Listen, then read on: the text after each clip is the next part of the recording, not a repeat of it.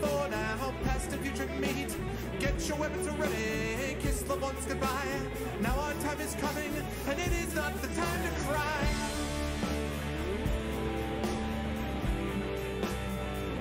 Fight the war. Fight the war. Fight the war.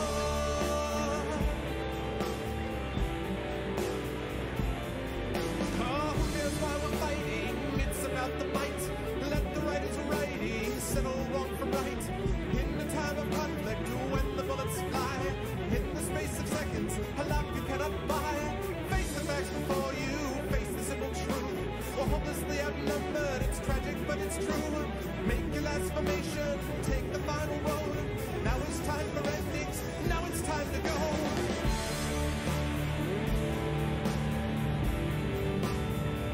Fight the war. Oh, fight the war. Fight the war.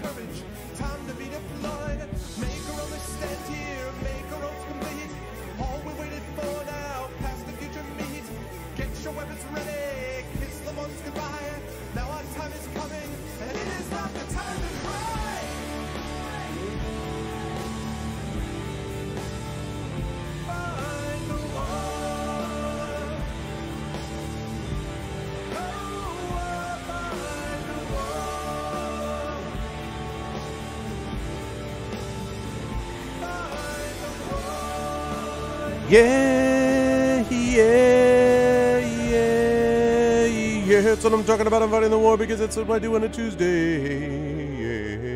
Yeah. Oh, yeah. What's going on, everybody? Welcome, welcome. It is good to see everybody, Arvanauts. Welcome to the first stream, on this channel anyway, of April 2nd, 2019, in the year of our Lord, Anno Domini, etc., etc. I hope everyone is doing well and is looking forward to an awesome day of streaming today as we get back underway with Steve Jackson's Sorcery by Inkle. I'm looking forward to it. Should be a good time. But before, yeah, my first stream. Great stream for a newbie. Oh my God, that's funny, Takanji. Actually, a week from this Friday is going to be my 7-year Twitch streaming anniversary, which is hard to believe, but that's how things go. Anyway, but a couple things we have to do because we got a busy day going on today, folks, in terms of channel and other stuff. So let's get right into it. The ways to support the stream. If you haven't done so already, please follow the channel. That is always appreciated. Please check out the YouTube channel with the !ArvTube. !ArvCord will get you over to the Discord where you can hang out with the Arvanauts in between streams. Where was I? Discord. !ArvTweets will let you get over to my Twitter, and !Tweet will let you retweet this stream, and please do that. That would be much appreciated. Retweeting the stream allows us to get to people who are not part of the usual Twitch crowd and sort of broaden out our community, so that would be very helpful.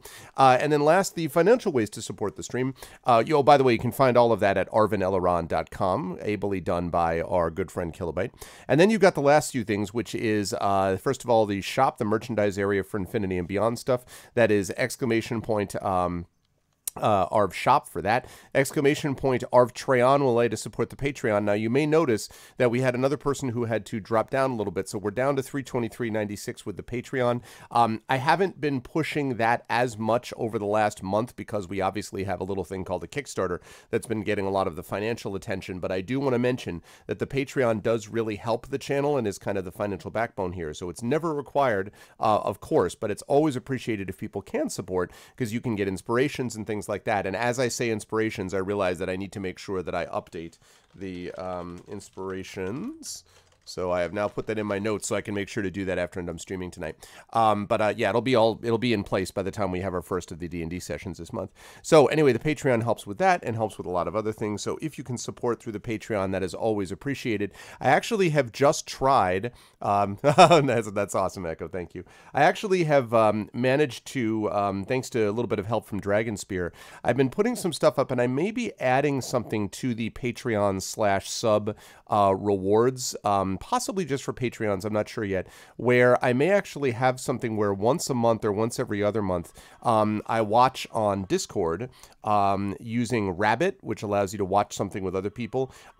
Some either like Star Trek episode or movie or stuff like that. Again, this would not be Twitch streamed, so there's no copyright issues there. This is my video that, you know, this is mine. I own it. I own Amazon Prime. But I might do something like that as kind of a bonus and a benefit for subs/Patreons. So I'm thinking about doing something like that, which may be an extra little incentive. So we will see whether or not we can do that because it would be awesome. Yeah, it's not perfect because it doesn't really support Amazon Prime natively. So you have to do it through the web browser. So it's a little bit, it's not 100% kind of workable, but what is going on? Why is somebody calling me right now? I have no idea who this is or why you're calling me, but please shut up. Anyway, so yes, but anyway, so there's that going on. I may add to that, but the Patreon support is definitely helpful. Also helpful, of course, is the sub system, which are the sub button, which is right above your video window. We are currently sitting at, I believe, after Kerflop resubbed, and thank you for that, Kerflop, we have 44 subs. Workblocksarvanelden.com is a security risk. Well, I mean, listen, you know, they only know how powerful we could potentially be. But we are currently sitting at about 44 subs, and we're very close to getting that 50 sub point goal, folks. And I want to do that because of the extra emote slots. Now, I do want to mention something because I saw Shadowed mention this.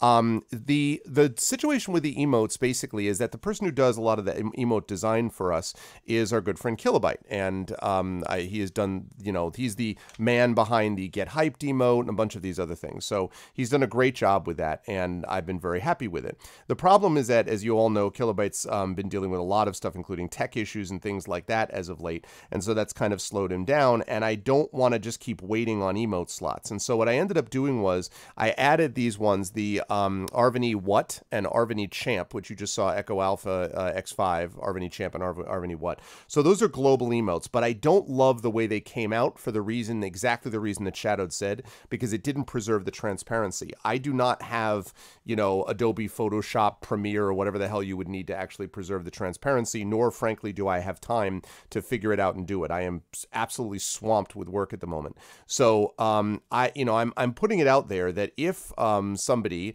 has expertise in this and wants to take a shot at actually doing it as a transparency, I'm happy to upload the original files to you, via something on Discord, and then you can actually recapture them. The thing is, they need to be done. It's not as simple as just sending a square. They need to be done in, I think it's 256 by 256, 112 by 112, and then like 56 by 56, something like that. I'd have to look, but you need to upload it in 3 sizes. And I'd really like to have the transparency that would be there so that I can make that happen. Oh, thank you, Kerflop. Kerflop, I was already going to say thank you for the Kickstarter. I was waiting to get to that point, but thank you, man. That's really kind of you, dude. I saw that you just resubbed and you had the streak going and all that. So thank you, thank you. That is very, very kind. You are an officer and a gentleman, and thank you very much. That is super awesome. Oh, look at that. I appreciate that. Thanks, dude. Thank you so much. Yeah, I mean, if you guys are willing to do that, I mean, Shadowed, I would absolutely love that. Because the thing is, it uploads very quickly, and then they just are able to process it. Actually, if this had been, if that had been what I was using them for better TTV, they wouldn't even have accepted it without the transparency, and these folks did. But I really want the transparency because it just looks a lot better if we have the transparency available. So I'm sure it's not that hard to do. The stuff already exists in a file, you know what I mean? So I will put a note to upload those emotes to Shadowed so you can take a look at it. I don't think it should take long. I just don't have the technical skill to do it, but thank you, Shadowed. That would be much appreciated. The other thing is that we have what Kilobyte is working on for us is an Arven E Witch, W-H-I-C-H, which is basically going to be, my thought of it is basically these two arrows kind of facing in opposite directions with either a quill or maybe just witch on the bottom. And the idea is to sort of be like, kind of like, which way do we go? Like, I don't know which way to go, that type of thing. And I'm thinking of adding that as one of the emotes. I want to move that basically up to, I want to add that to the emote channel so that we have then 2 emotes, because we technically right now have 3 global emotes available to us. And if we can hit that 50 sub point goal, we'll have 4 emote slots. So one of the emote slots is obviously taken up by the Get Hyped one, but I want to add 2 others, and I would love to be able to add an Arven E Witch and maybe another new design one, and keep the Arven E What and Arven E Champ as just better TTV ones. But yeah, exactly, Arven E Witch. That's what I would love to be able to do, but, you know, we'll see making it happen. So you can remove the background. Oh, all right. Well, you know what? Listen, whichever you guys are able to, I don't want to make anyone either Shadowed or Kerflop. I will note that either way. Yeah, if you're able to, if either of you were able to do that, that would be much appreciated, because I like I say, I am hardly an expert on doing this. I basically just sort of put it together so that I could get something up there so that something was there, because I want to take advantage of this while we have it. The thing is, once we have those slots, we're not going to lose them. So once we get to that 50 sub point slot, then we will have those extra emotes. And the great thing about that is it's global. That's what I want, because if we have global Twitch emotes that we're using across various channels, that obviously brings attention back to us, which is really great. So any of that kind of stuff would be helpful. So that's the deal with the emotes. I'm excited about that, though, because it's adding in extra emotes, and I love that. And I'm hoping that they will also give us the chance to up the sub badges and give us the 2-year and 3-year sub badges, because those I already have ready to go and prepped, and those are all transparent. That was done by Chaotix, so those are all ready to go. I have a silver quill for 2-year, and then there is a gold quill for 3 years. So it's going to be really cool, and we're already into the 2nd year of being able to do this sub-wise, so that'd be pretty sweet. Anyway, but yes, so that's the deal with the emotes. So I will put a note to basically upload emotes, and I guess if you guys want to tell me, Shadowed or Kerflop, like who wants to take it, like who can get to it, I'll do it either way. Like I'll send it to whoever needs to, but I'm very, very grateful to both of you. Thank you, thank you, thank you. Like I really appreciate that. That would be awesome. Okay, now the big deal, of course, the big news that we've been talking about financially is what you see on your screen. We are now at, after Kerflop's awesome upping of the tiers, thank you, and we just got another backer, so we are now at $7,038. So we are not even halfway through. In fact, we are 2 days away from being halfway through still. And even at that, even at 2 days from being halfway through, or day and a half basically being halfway through, we are less than $1,000 away from funding. So I'm extremely, extremely excited about that because it's just been going really, really well. We've already got full color throughout the whole book. We've got hardcover throughout the book unlocked. At 300 backers, we will get digital maps as well. And then once we get funded, knock on wood, assuming we can get funded here, and I'm hoping that we can, I think less than 1,000 and not even halfway, we got a pretty good shot at getting funded. That's when the real fun begins, because really the $10,000 level would be the part that I'd really want to get to at minimum. And then once we get past that, it all starts getting super awesome. We have at the $10,000 level, we have more contributors that jump on board. At the $15,000 level, we get full Roll20 integration with this, which is going to be super awesome for this adventure and the potential for the source book as a whole. And then at $20,000, you get another short story from yours truly, set in the world of the Forbidden Universe, Forbidden Library universe. So it's very exciting. Yeah, no, I know. I don't want to jinx it. I know. That's why I'm saying if. I made it very clear, and I knocked on wood that it was if we get funded. But it's promising. I mean, everyone that I've talked to has said that you know, when you get to this number and you're not even halfway, you got a pretty good chance. But again, I'm knocking on wood. I'm not taking anything for granted. First goal is to get funded, and then we'll worry about what happens after that. But I'm very excited about that. And because you folks hit this number before we even went live, it means that basically two things. Number one, it means I have to do a giveaway right now. And then two, it means that I will do another giveaway at 7,200. So let me get rid of this. Let me get rid of this, and let me turn on that. Hello, everyone. Good to see you all. Welcome, welcome. In honor of the Avengers Endgame thing, I'm wearing my Avengers shirt, even though I have yet to see Infinity War because I'm so freaking behind on Avengers movies. But yes. But thank you, everybody, to Kerflop and to all the wonderful people who are here and everybody. But yes, there is a giveaway that is happening now. The giveaway is as follows. We are going to do a giveaway at the beginning of the stream, and then if we hit 7,200, I will do another giveaway. So the giveaway is going to be one of the following 3 games. So here we go. The choices are as follows. The first one will be near and dear to Takanji's heart because it is the Police Quest collection. So choice number 1 is the Police Quest collection. These are all Humble Bundle codes, by the way. Choice number 2 is Worm Unlimited. That's right, Worm, W-U-R-M, Unlimited. That is choice number 2. And choice number 3 is going to be Train Simulator 2017. So choice number 1 is the Police Quest collection. Choice number 2 is what did I say? Choice number 2 is Worm Unlimited, and choice number 3 is Train Simulator 2017. Those are your 3 choices. So let's see. So the thing we're going to do here is, let's see. Oh shoot. I think it's -A, giveaway admin -A. The word I'm going to use is, what's up, Shatter? How you doing, man? The word I'm going to use today is how I'm feeling. Damn it, I did it wrong. It's the other way around. It's -S. Damn it. I just reversed the letters. There we go. Awesome. Okay, so type in the word awesome if you would like to be entered into this giveaway here. Type in the word awesome if you want to win one of these 3 games.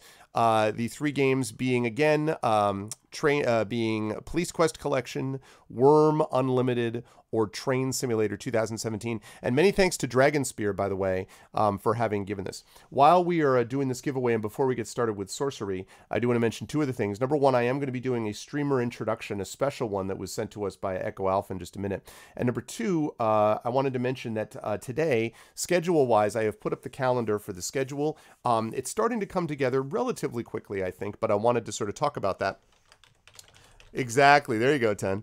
And 10, by the way, I do want to say just something very quickly about 10.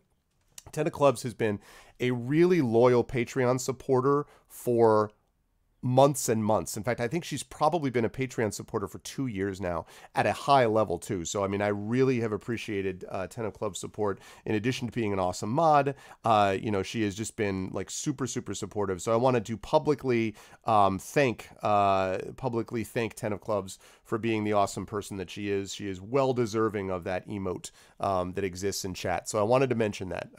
That is the deal. Also, hi Tobik. Yeah, it's Worm Unlimited. W-U-R-M. Very important. I don't know why. But anyway, yes. So I wanted to thank 10 for being awesome.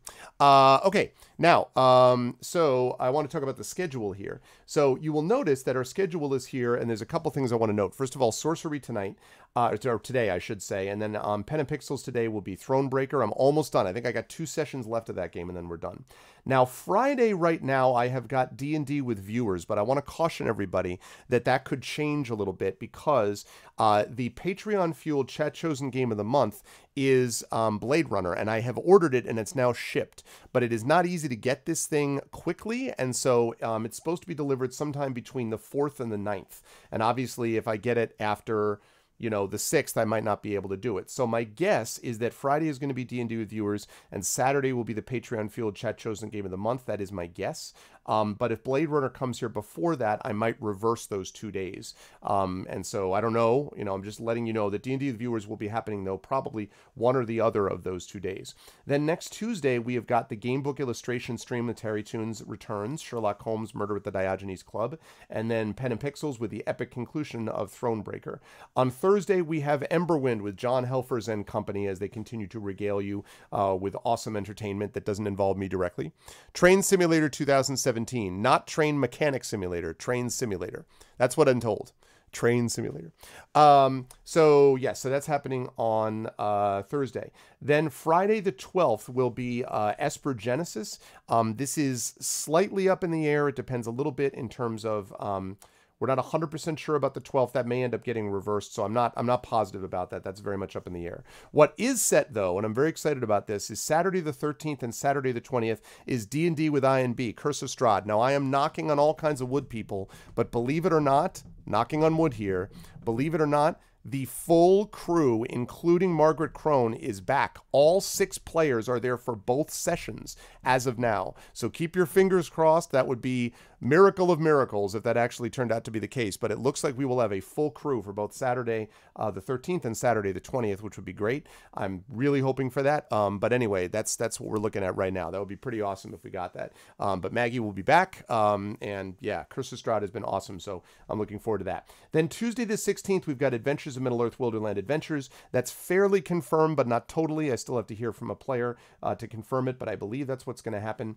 And the same thing with Pen and Pixels D&D with GOG Storm King's Thunder, which should be Tuesday the 16th. Then Thursday the 18th, I hope we will have the premiere of The Clay That Woke. That is also up in the air, though, because it depends on getting players. That's going to be run by Johnny Pittman, so that's not 100% sure. Again, this is one that's up in the air. This is what happens when you're just talking about the schedule very early.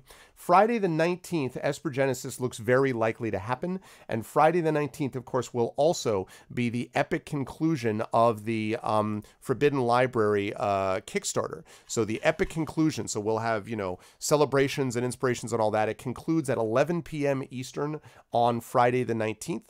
And in fact, I'm going to put in calendar final Kickstarter stream. Okay, wanted to make sure I made the note to myself. So that's going to be happening on the 19th. Again, that will end at 11 p.m. Eastern, and then we've got Esper Genesis. And then, as I said, 20th, we've got Curse of Strahd.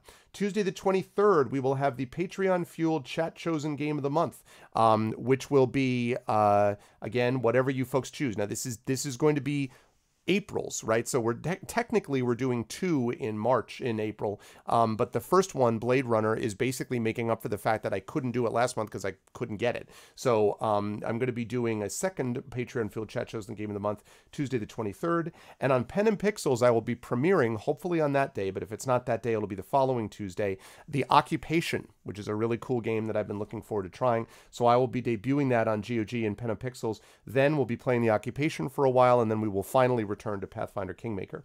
Thursday is another Emberwind with John Helfers. Friday, we have Masters of the Dungeon from 8 to 10 p.m. Eastern. That is confirmed with both Little Red Dot and the digital DM, Dave.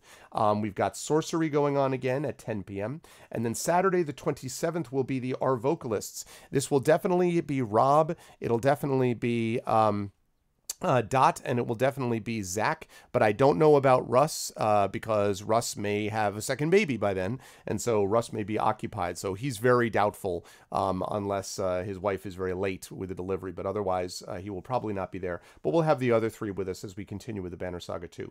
And then wrapping up April, a busy April, will be Tuesday, April 30th with the last Adventures of Middle-earth Wilderland session of the month, and then again Pen and Pixels, The Occupation. So we've got a lot of busy stuff. It's super cool. I'm very excited about all of this. It looks like a really great month. So some of it is still up in the air and in flux, but that's the basic idea of what we're dealing with as we go through here.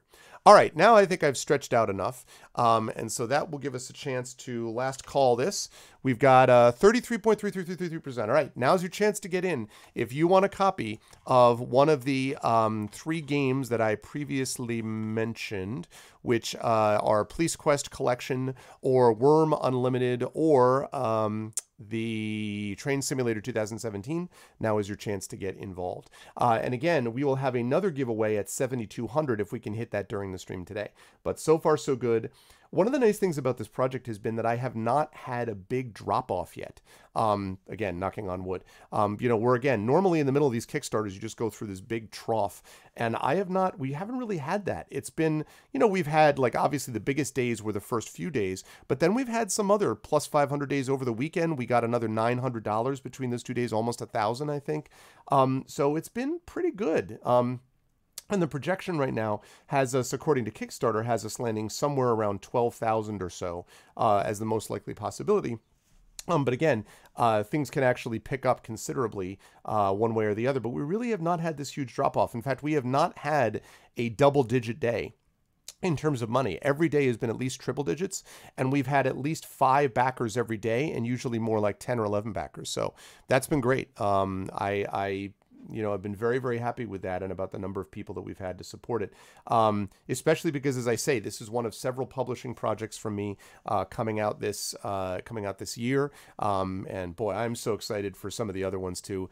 It's going to be a great year, guys, folks. I really, this is going to be a lot of fun. A lot of good stuff happening in terms of the publishing stuff that I'm not at liberty to talk about yet. Oh, one last thing I wanted to mention before I close out the giveaway and we get started with Sorcery. One last thing I wanted to mention was just about my academic book, because I have talked about this before, but I wanted to mention again that we have my academic book is going to be coming out. The second edition of it is going to be coming out fairly soon. Just going to make sure I pull that up here. Is going to be happening very soon. Pull up the blog. Yeah, there we go. And let me just put up this thing. I haven't talked about this too much because it's, you know, right now it's basically just a, there we go. Because right now it is something which is more sort of the academic interest and didn't necessarily fit as much, but I always like to share stuff that I'm doing here. So this right here, folks, is my particular academic book, which is, as you can see right there, this is the second edition of this book. It actually came out back in 2007, but this is the second edition of the book, which is coming out here in on April 30th is the publication date. And so if anyone is interested in reading about the court mask and about liminal space and about political stuff, interestingly, I was on Twitter today and I saw that Cameron Hurley just posted a link to a new essay that she has in Locus, and it's a great piece. It really, really is a great, hopeful piece. If you've been sort of feeling to yourself kind of like, man, news is depressing out there. Yeah, nerd. If you've been feeling depressed about it, yes, I can put a link there, sure.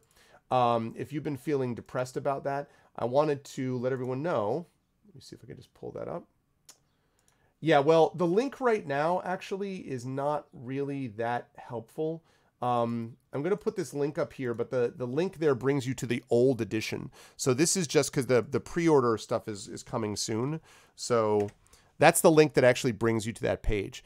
But I will sort of double check into it. But anyway, so she basically made this really hopeful piece. I'll see if I can find Cameron's piece as well. But the reason I mention it in this context is that she talked about the fact that one of the things that she thinks writers need to do is provide people choices between the ones that are usually given to them. So basically there are these binaries, right, where everyone's like, everything's awesome, everything is full of despair, you know, and these binary choices are generally not helpful because the truth is somewhere in the middle. And and literally, as you note, the title of my book is The Problem in the Middle, Liminal Space in the Court Mask. And it's just, as I've been doing the new prologue for the second edition, and as I've been kind of updating the research and everything, it's really been on my mind about how incredibly valuable the liminal space concept is and how liminality conceptually can really help us envision some things. And she talks about that within this piece. And so I actually said that it's one of the better things I've read from her in terms of nonfiction stuff. Because, again, Cameron's a wonderful writer, but it's really, really, like, I've been really feeling good about, it was just a cool article, basically, to read. So, yeah, here is the link to Cameron's piece.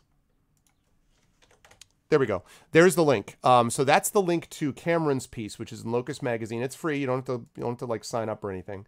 It's not very long, but it's very hopeful. And that's coming from Cameron, who's not the most hopeful writer in the world. It was really interesting sort of reading about what she said. So anyway, that's the deal with that. But my book, you know, Clemson's done a really good job with this. I'm really pleased with the cover. They've been sending, I just got done dealing with proofs. I actually had to spend last week working on an index because they had never indexed the first edition. So I've never done index actually on one of my books. And let me tell you, it was more work than I thought it was going to be. Like if you're indexing the top, you know, 80 terms that you come up with in the book or whatever, thank God for word processors that makes find and replace, you know, a thing, or just find, I should say, a thing. But God, it was a lot of work. So I've worked hard on this. But again, this is something which I just think is cool. I find personally this very interesting. And this is kind of the academic side of my brain. Although a lot of what I do academically now is related to my creative work in fantasy fiction and speculative fiction. So, but nonetheless, I just found this very like, it was kind of interesting that she was talking about stuff that was connected in my mind anyway to what I was doing. So yeah, if you get a chance to check that out, you should check out that piece if that is of interest. Okay. Now I have delayed enough. We need to get into game playing. So let me end the giveaway right now. Also, hi, Hatnix. Shattermage! Shattermage is the winner. All right, Shattermage, what do you want? I'm guessing you want Train Simulator. Am I right? Shatter, do you want Train Simulator? I'm betting that's what you want. And if you want Train Simulator, I want to see that played on your channel, sir. None of this like Euro trucking nonsense, whatever the hell your stars, elite, dangerous, blah, whatever. None of your pilot stuff. I want to see trains with rails and freaking food deliveries. All right. Listen, you won the game. Look, man, you won it.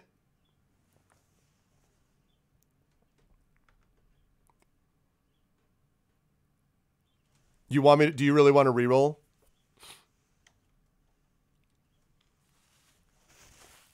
Do a one-time stream. You should just do a bunch of one-shots. Okay. Oh, wait. It's, All right. Oh, that's awesome, Aranel.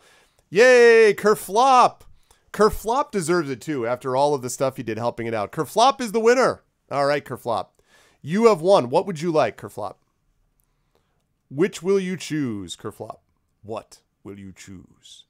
Shall you choose Train Simulator? Shall you choose Worm Unlimited? Or shall you choose Police Quest Collection? Will you ship goods? Will you ship worms? Or will you ship police? I'm actually realizing that the term ship could be used in an unfortunate context there. So, yeah. To think about that. What's up, Lone Wolf? Kerflop, Kerflop, are you here, Kerflop? Paging Kerflop. Kerflop, are you here? Are you good? Choose wisely. And then we will get started on sorcery. Yeah, I was going to say, not a good thing. Yeah, that would be unfortunate to Kanjia. Actually, you know, not about shooting, but I've been following a lot of British politics as of late because I really find the Brexit stuff interesting. And so the thing they keep talking about was this huge rise in knife crime. And I was like, and it's a very serious thing. Like they've got serious, you know, people have been killed, and they arrested a neo-Nazi who was planning to stab this MP to death. And I mean, it's like very serious, but it's just compared to, again, it's just another example. U.S. crime, like 10s, 20s, hundreds could die. And here it's like knife crime, you know, is what they're dealing with in Great Britain. So it's a heck of a lot. If you talk about harm reduction, it's a lot better. But there's definitely been this rise in, there's been a lot of rise in knife crime, unfortunately, in the UK. And so that's interesting. Yeah, don't go to the bathroom during giveaways. All right, well, I'm going to get started. And as soon as, if one of the mods could help me out, as soon as Kerflop gets back, let him know, please, and we'll come back to it. So yes, I'm going to do the streamer introduction. Yes, I'm going to do that right now. And Lone Wolf, and answer this question, it is a game book, but it is a game book with a twist. There's more that's going on there. So, but let me do the streamer introduction first, which has a particular theme, I guess we would say. So here we go. This is from our good friend Echo. He starts out with, what's this? What's this? I just keep thinking, da, da, da, da, da. What's this? What's this? Okay. What's this? What's this? There's something very wrong. Sorcery is afoot, for it is time to do some magic alongside the Quill Master himself. Where? It has been ages, but somehow, something managed to conjure up this scroll of introductions. What is it, you may ask? For several years, months, weeks, and days, a certain American has been with Arvin Elleron and the Arvanauts, a man of many identities, as well as many voices, a drow elf of Russian heritage with darkness in his veins from the Underdark which he turned his back on, becoming anew with his new companions what became a true fellowship, a mutant of a human with the nose of a bloodhound. Troubling. And a doctor, no less. But who is he, you ask? None other than the dark side himself. Always with the shadows in the drift, he is. For it is our very own GC Darkside Rob's birthday. That is true, it is Rob's birthday. And to Rob, we wish a happy birthday. We all hope you will cherish your day and enjoy it. From us Arvanauts, again we say happy birthday. So yes, happy birthday to GC Darkside Rob. Happy birthday, and thank you very much for the introduction, Echo. That is much appreciated. And hopefully when Rob comes in, we can actually thank him ourselves. So yes, so it's Rob's birthday. That's what's going on. Rob birthday. Yep. He was talking about it last night. I guess he said he turned 36. And then I had to hear him talk about like this nonsense, like, oh man, yep, my age, I'm getting old. I'm like, yeah, 46 says hi. So you're just going to come for him like that? What do you mean? What do you mean? What do you mean I'm going to come for him like that? I'm going to take him out on the 46. Yep. Which reminds me, by the way, if any of you have birthdays, make sure that you announce it in the Discord or let us know. I've had a couple of people where they were just like, blah, blah, blah. Like Snicer did tell me, and I guess I missed it or something. But there's others where they were like, oh yeah, it was my birthday 2 months ago. I'm like, why didn't you freaking tell me? Good God. The comment about his nose? Bloodhound. I think that's what Echo meant, was his nose of a bloodhound, because he's a blood hunter. In Curse of Strahd, he's a blood hunter, 10. I'm pretty sure that's what we're making a reference to. I don't think he's making a reference to anything else about Rob's actual nose. At least I hope not. You level up to 36 and 27. You youngins, really, Wicked Lovely? Really? I see, you know, there is an older, a lot of people don't realize, but I mean, there is an older crowd that exists on Twitch too. There's a good number of people who are older. You know, Kilgore is in his 50s. John Helfers is right behind me. I think he's 45, I want to say. There's a lot of people there. So, yeah, Xavier being a blood hunter. So, 50s, yeah. So there's a lot of people who are in that sort of, you know, in that vein who are like 50s. And I mean, the demographic is what it is, but it's not the only demographic because Twitch is so big now. You have a lot of people that are checking this out from all sorts of different areas. So it's a broad-based thing. You are older than Rob. I like that you laugh and then immediately feels bad, man. There's a 50-something-year-old guy streams RuneScape. Yeah. And Cat Rambo, sure. Well, also, I don't want to call a cat out on that. No, but I mean, also, even Dave Brevik. You know, David Brevik is older. I don't remember exactly how old, but he's definitely older. And they've been playing on their channel EverQuest, which I played back in the day. Like, and they were talking about, oh, how dangerous the Wood Elf City was. I'm like, I loved EverQuest back in the day, man. I absolutely loved it. Popular grandma on YouTube who plays Skyrim. She's 82. Yeah. And we mentioned Kilgore, yeah. The thing that I love about that, there you go, Tobik. The thing I love about that is that really I feel there's a really wonderful sort of melding of experiences here. And I was talking with my daughter about this yesterday, and then I swear we're going to get started playing. I was talking with my daughter about this yesterday that, you know, so physically, obviously, the body has certain things it can't do as well. Although I would point out to everybody that Roger Federer, at the age of 37, just won his 101st singles title. Now, admittedly, he is the greatest male tennis player of all time, but still, I mean, like that guy, there are people who can definitely keep doing it for quite a long time. But anyway, so physically, you know, obviously you're not going to be at your peak the way you are in your 20s. That is not the case mentally, though. Mentally, you actually get into your peak when we're talking 50s and 60s, because your level of experience and being able to have your perspective means that many discoveries, scientific and otherwise, are found by people with that experience. And the more that I've gotten into my teaching career and the more that I've been able to see this, the more that I think it's true. There's really no way to substitute for experience. So when you can combine those things, the energy and the vitality of young people with the experience and the wisdom, if you don't want to say wisdom, definitely the experience and kind of perspective that the older generation has, it can be a wonderful connection. It's one of the reasons why I like doing what I do, because I feel young. I've always felt young, especially because I'm always working with young people. And so it makes a big difference. But anyway, yes, your chat spamming abilities will only get stronger. Yeah, of course. Go ahead and link that, Aradinel. Sure. Okay. So anyway, when Kerflop comes on, as so hopefully he soon will, we will have that happen. But oh, and suddenly Kilgore Trout is hosting me. See, it's like he heard his name being summoned. All right, let's get into it, people. The time has come for the sorcery game, so let's make it happen. But thank you, everybody, for bringing us to 7,000, over 7,000. If we get to 7,200, we'll do another giveaway. But thank you, thank you. Great pleasure. And it is time for sorcery. Khare, Cityport traps. How you doing, Kilgore? Kilgore, we were just talking about you. We were just speaking about you, Kilgore. What?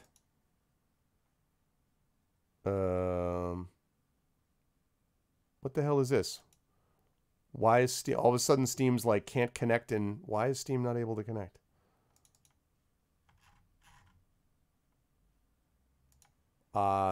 Steam was working earlier.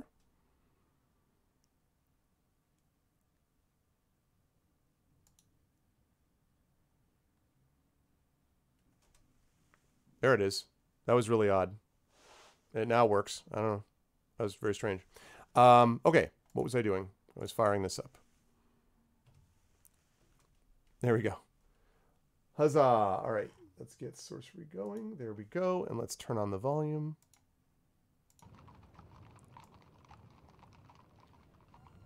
Lovely. All right. Here we go. Something wrong with the world today. I know, it's true, Sharian. No, we were talking about ages, Kilgore, and we were talking about how it really is just more and more become clear to me how you really can't substitute for experience, and how the benefit of having, you know, if physically people aren't able to do in their 60s what they were able to do in their 20s, mentally they're able to generally do much more because of the breadth of their experience, and that's why so many amazing scientific discoveries are made in people's 50s, 60s, even into their 70s. And so I was talking about how valuable that is to kind of think about melding together sort of youthful energy and vitality with sort of the experience that you get from, and sort of the just training that you get from being older, and sort of the power that that makes. So yeah, it makes this kind of big difference. What was the paper segment? Oh, we did the sorcery books. I actually streamed years ago, actually, Echo, but this is Inkle, and this is Inkle's version. Inkle, which does Around the World in 80 Days. This is their version of these game books, and it's been great. Like, it really, really has been great. I've been having a ton of fun, and I think chat has been as well. So you folks are going to work together on this, as we all work together. And let me pop up Arvbot, so that I can make sure that we have something to run there for. Very true, Sharian. Well, one of the things that needs to happen is it's got to be very clear to everyone. It's extremely important. Let's start our bot. There we go. Hey, what's up, Kilobyte? It's very important that the older and the younger people not allow a rift to be drawn between them. It is in the interest, and I think this is very important. I was talking about this with my students yesterday. It is in the interest of people on sorcery. Sorcery. Sorry, I'm staring right at sorcery. It is not in the interest of people in sorcery. It is the interest of people on social media. Thank you. It's the interest of people on social media to be aware that it is not a neutral platform. That social media is attempting to get you to compare yourself to other people, positively and negatively. It is intended to get you to buy stuff so you can be like the person that you envy, or to dismiss the person who is not like you. It is designed to get you to share things about yourself you might not otherwise do, or value things you might not otherwise value. Twitter and Facebook and all these things, maybe not Facebook, because I'm very, very down on Facebook now, but at least Twitter, doesn't have to be this way. Twitter can still be used in a valuable way. But a lot of social media is designed to kind of set you up in a bad way for things you may not necessarily want. And in fact, I believe this so much that I'm going to pause for a moment and I'm going to read a passage from a play that I'm teaching in my Shakespeare course right now, The Merchant of Venice. I just want to read this quickly because I think this is important and it relates to this very subject.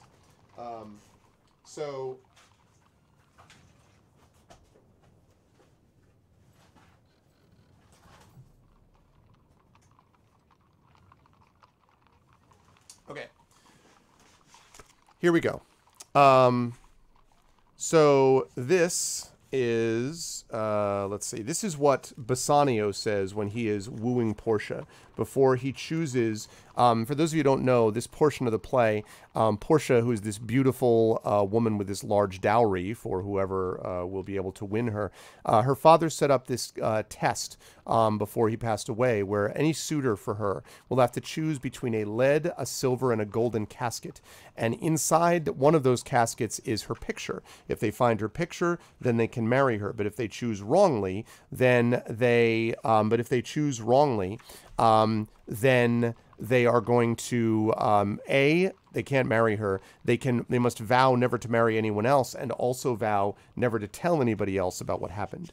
And so a couple of like suitors don't actually work out, leading to this moment, like just really morons that would be bad for her. And that leads us to Bassanio, who is actually the one who chooses properly. So I want to read this because this is significant here. So this is as he's staring at these three caskets, lead, silver, and gold. So may the outward shows be least themselves. The world is still deceived with ornament. In law, what plea so tainted and corrupt, but, being seasoned with a gracious voice, obscures the show of evil? In religion, what damned sense, damned error, but some sober brow will bless it, and approve it with a text, hiding the grossness with fair ornament? There is no vice so simple, but assumes some mark of virtue on his outward parts. How many cowards, whose hearts are all as false as stairs of sand, wear yet upon their chins the beards of Hercules and frowning Mars, who, inward searched, have livers white as milk, and these assume but valor's excrement to render them redoubted. Look on beauty, and you shall see 'tis purchased by the weight, which therein works a miracle in nature, making them lighter that wear most of it. So are those crisp, snaky golden locks, which make such wanton gambols with the wind, upon supposed fairness, often known to be the dowry of a second head, the skull that bred them in the sepulchre. Thus ornament is but the gilded shore to a most dangerous sea, the beauteous scarf veiling an Indian beauty. In a word, the seeming truth which cunning times put on to entrap the wisest. Therefore, thou gaudy gold, hard food for Midas, I will none of thee, nor none of thee, thou pale and common drudge 'tween man and man.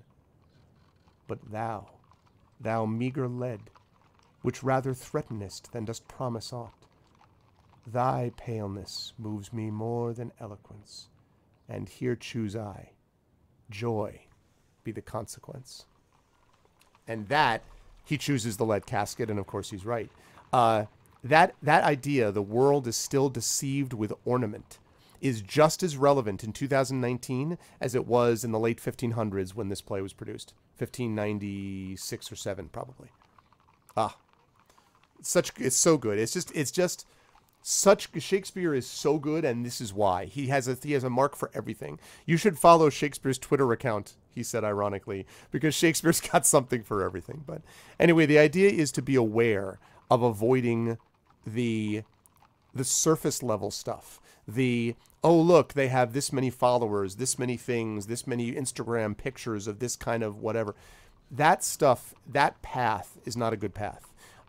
focusing, you know, if people want to share cat pictures and talk about cool things that happen to them and you want to celebrate friends, that's a wonderful thing. And I think Twitter can be a powerful way of spreading news and information to others. But that's what it should be used for. Not to compare, not to show off cool things like, you know, the latest thing that you bought from this, and that, but really being able to focus on connecting with each other in community. So anyway, I love that. I love that monologue. It's one of my favorites. So, all right. So that is the deal with that. We can now include praise as ornament. Yes. Yes. Oh man, the world will still be deceived with ornament. Oh man. By the way, also, let me just give a quick shout out. If you haven't seen this version, The Merchant of Venice, now this is Al Pacino as Shylock, which basically means Al Pacino as Al Pacino playing Shylock. Because Al Pacino was always Al Pacino, but he's fine. I mean, he's fine. It has Joseph Fiennes, who plays Shakespeare in The Shakespeare in Love. He's there playing Bassanio. Jeremy Irons over there plays Antonio, who is actually the merchant. But this person right here, Lynn Collins, plays Portia. She is unbelievable. She is so good as Portia that she almost outacts everyone else in the film. She's tremendous. So, yeah. So anyway, you should definitely check them out. I am streaming until about 3:15ish or so, Kill, which means I gotta get underway. But I just wanted to talk to you all about that because it was on my mind and because, yeah, good stuff. All right, so here we go, folks. You know the drill with this. We are trying to recover the Crown of Kings, which will save the country of Analand and preserve the peace between the nations. It's been taken by the evil Archmage and brought to the fortress of Mampang. And so what we have to do, in the first portion of this, we got through the Shamutanti Hills. Now we are in Khare, the city port of traps, and we're trying to get over here to the North Gate. But the North Gate is currently locked by a spell, and the only thing we know about it is that the first noble of Khare, we don't even know where he lives, the first noble is the only one who actually knows the spell, apparently. So we have to get out of that North Gate, and once we do that, then we move into part 3 of Sorcery, which is called the Seven Serpents. And so what we're doing right now is trying to get through this. I will again note how much I adore this map. Like, I love everything about this. It's so awesome. And so that's what we're doing. And here we are in these things. You want it, Kerflop. we were asking for you. Kerflop, what do you want? Kerflop, do you want, would you like a Police Quest collection? Would you like, all right, sounds good. Help everything goes okay, Kill. I hope everything's all right, man. So would you like Police Quest collection? Would you like Worm Unlimited? Or would you like Train Simulator 2017? Pick your game. Train Simulator 2017, Worm Unlimited, or Police Quest collection. Ooh, good drum. I dig it. Good drum. Okay. I sense a hurried Googling. As you're doing that, we're going to talk about this. So we have a choice here. You can either walk on. We just left the Chainmaker's house for those of you who have been following along. And so now we can either... He wouldn't dare admit it. Is that true, T-Bank? Where should we go? Yeah, Steam was acting weird, but I did manage to log in. So, okay, so should we, or actually, I should say, what should we do? Should we go back to the first junction? I can spell junction. Junction, junction, what's your function? Token up phrases and something like conjunction, junction, what's your function? Or, so are we going to go back to the first junction, walk on, or cut through the fields? All right, what are we going to do, folks? Are we going to go back to the first junction? Are we going to cut through the fields? And in case you're curious, this is what looks like it leads up here to the Festival of Thieves in the Fallen Quarter. I should actually look at our note here as well. Let's look at these notes. The first noble knows all. That's really the only clue that we have right now. And we got a cloth skullcap, 3 pebbles, 5 doses of blimberry juice, which is healing, 3 giant's teeth, black face mask, and we got a chain as well.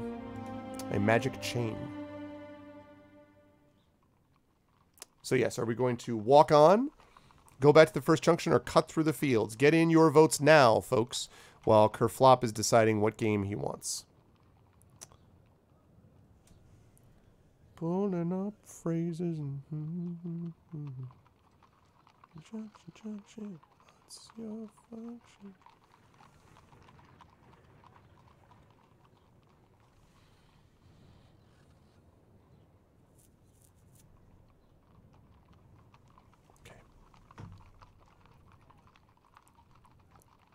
What, is there some reason that you wouldn't want train sim? It's a train sim. It's a train simulator. Choo choo. Choo choo. It's a train sim. Oh. Okay, we're going to last call this one as well. Because walk a lonely road, the only one that I have ever known. Don't know where it goes, but it's only me and I walk alone. And my shadow's only one that walks beside me. I need my crown of king so I can hide me.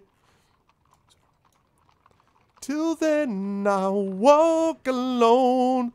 I have to say, Green Day, you know, Green Day is not amazing, but Green Day has a couple of good songs. And I have to say, the thing about that song is, the ending of that song is pretty legit.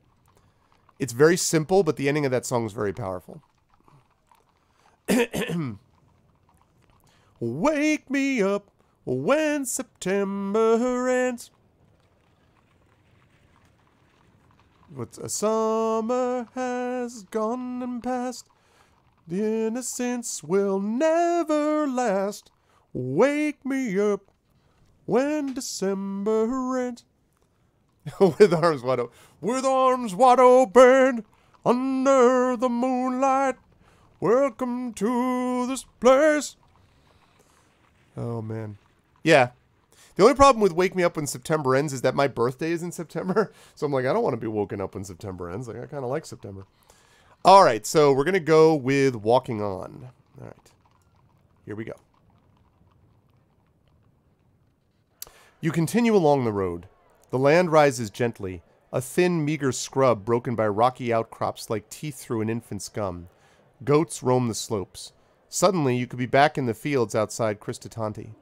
This part of the Cityport is barely habited, so should be safe enough to pass through quickly. Your stomach rumbles with hunger, but you have no more food. Fly away wooden nonstop. I'm walking on sunshine. All right, train simulator. Lovely. Okay, so I am going to give you that.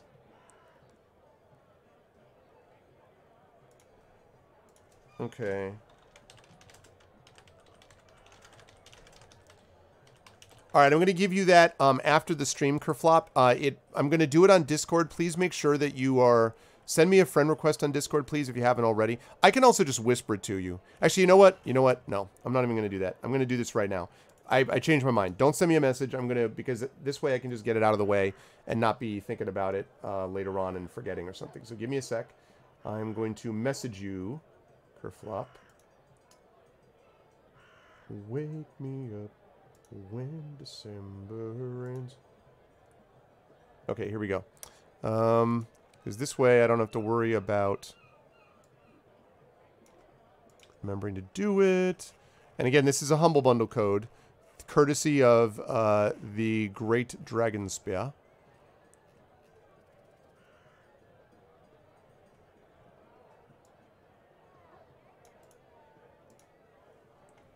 Actually, let me cut that. Cut.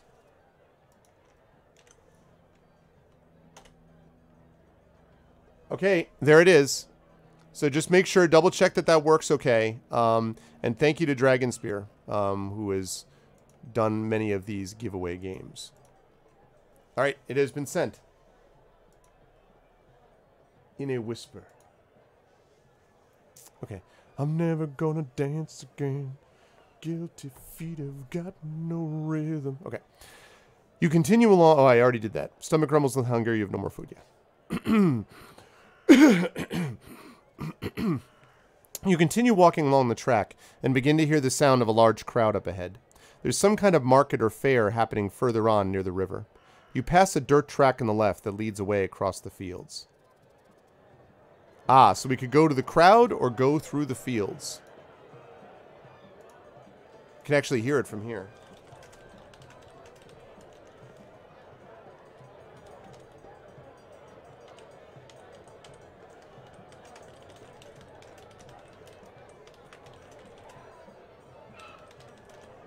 I am. I'm in a singing mood. All right, there is the choice. Hold on a second. Let me move that so I can check this whisper. Got it. Cool. Thank you, Kerflop.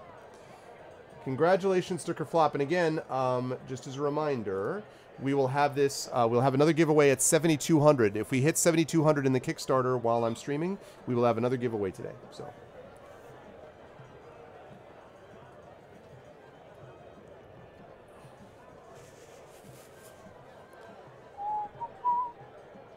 I see Chad is not certain about this one. Do we go into the crowd or do we go through the fields?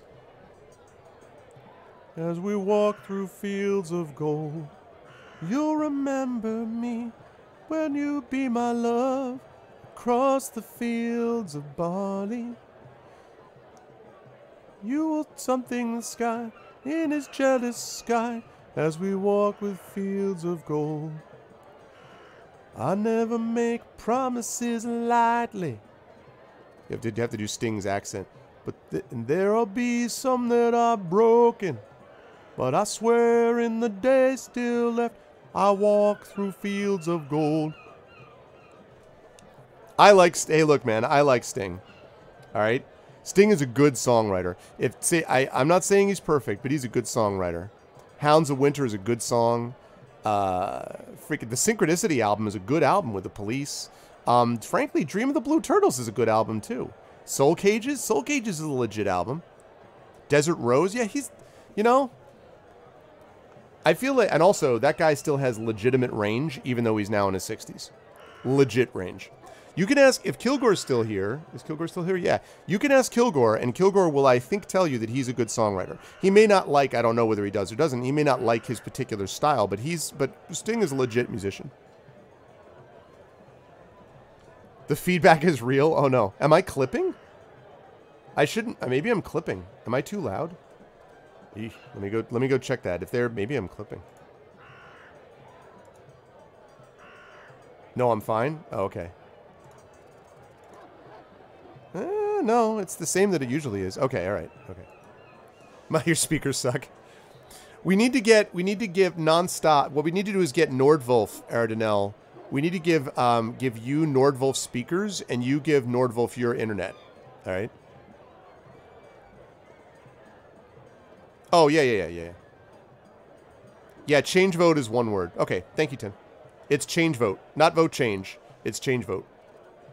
$ change vote space. There we go. And, all right, through the fields. Through the crowd. Okay. You turn off the main track onto the dirt road. It passes along the edge of the fields, rising and falling through the scrub and cut hay before petering out to become a mere goat path. You are no longer sure if this is a real path at all. There is a rocky rise up ahead. Nice, Sharian. Nice. I realize that when we have just a vote between two choices, I usually just do this in chat unless we get a ton of people. So actually, let me just do this in chat without having to use ARVBot. Do we turn back or do we go up the rise? So this time, don't do $ vote. This time, just tell me in chat. Turn back or go up the rise. Hi, Elswin. Okay, we got go up, turn away, go, go, go, go, go, go, go, 4 go. 5 go. 5 go, 1 turn. 5 go, 1 turn. 6 turns. 7 turn. Oh, wow. Chat really wants to go up this hill. Chat's like, look, we played Skyrim. We know the drill. Go up the rise. Okay. That's very definitive. I think we're going up the rise. Let's do it. You crest the rise, intending to get a view of the way ahead, then freeze at a sound from behind you. It is the quiet of a dagger drawing from a sheath. Oh, snap! All right, do we draw my sword or cast a spell?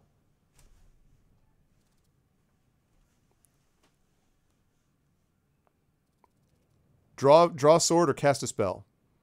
Cast, draw sword, spell. Is that a sword? Is that a drawing sword? A gun? A gun? What do you mean gun? Is that a sword to Kanjia? Okay, spell, spell, spell. Sword, sword. Okay, so we got spell, spell, spell, spell. So 4 spells, 2 swords. 4 spells, 2 swords.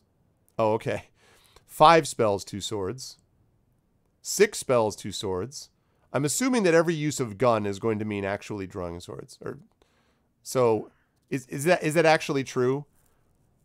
7 spells, 8 spells, 3 swords. Okay, it looks like 8 spells and 3 swords. Or guns.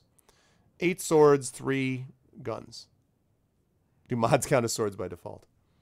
Alright, looks like we're casting a spell. Let's do it.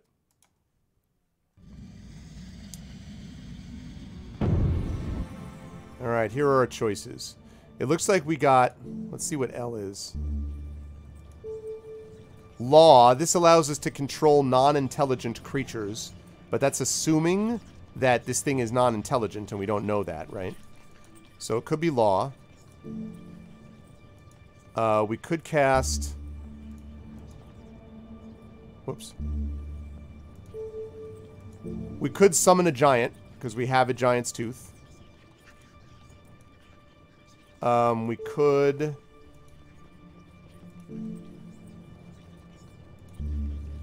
We could clone ourselves, so we could make ourselves into 6.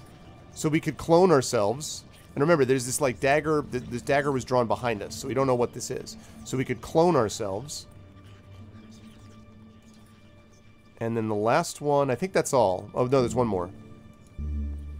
Jig, but we can't do that. That creates dancing, but we can't do that because we don't have a flute. So, we can either...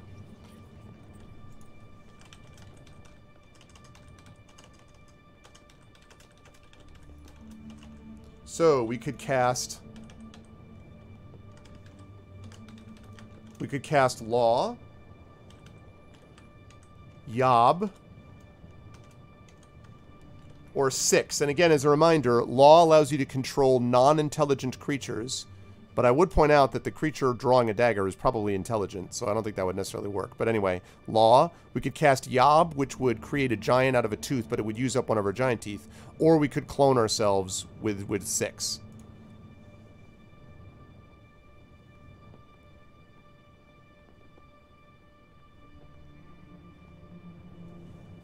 Its law is indeed useless. Damn! Shots fired, Shadowed.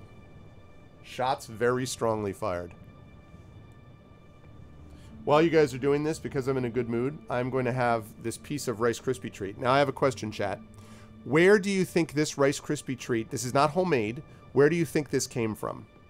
Where did I get this Rice Krispie treat? And your clue is that there's a little bit of chocolate on the outside of it.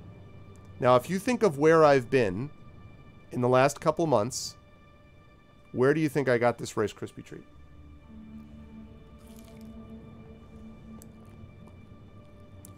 Not Kroger. It's not a bad guess, Dragon, but not Kroger. It's a special place. Not from my wife, not from the Shire, not from Canada. I haven't been in Canada in the last couple months. Sadly. I love Canada. It looks like we're going with 6, but I'm going to last call this. Not Costco. It was somewhere in the U.S. It was somewhere in the U.S. It was not a... It was a special place, but it wasn't like a store. It was not a store. It was a special place. It was not a store. It was in the U.S. And it was not in New York. And no, it is not my daughter. These are not homemade. Not a farmer's market. Ah, Shatter Mage is the closest with Hershey, Pennsylvania. It's not Hershey, but he is the closest. He's on the right track.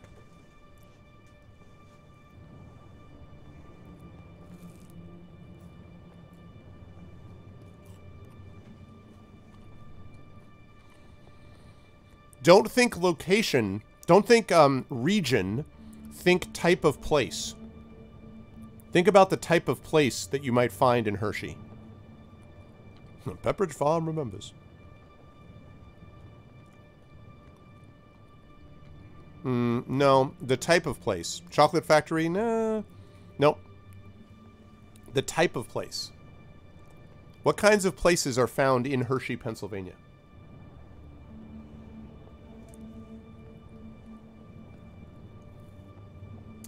Aha! Elsewin, a Hershey Park. Indeed, Hershey Park is definitely a place that's found. Now, it was not Hershey Park, nor was it in Hershey, Pennsylvania. But when you say park, you're on the right track. Also, hi, Brahms.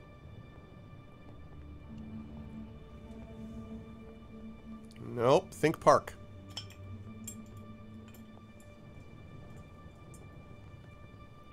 There you go. Disney World. I got it at Disney World when I was down in Florida for ICFA last month. And we got the big Mickey Mouse with, which has Rice Krispie. It's basically a huge Rice Krispie Mickey Mouse, and there are 2 chocolate-covered ears.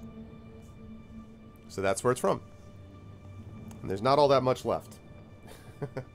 But yeah, so that's what it was. All right. We're going to go with 6. All right, 6 it is. Let's do it.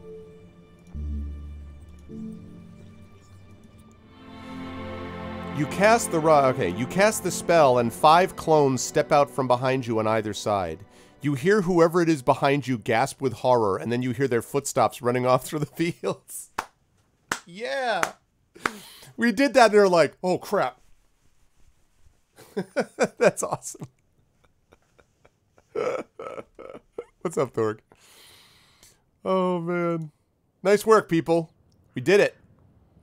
We told those people to get the hell out.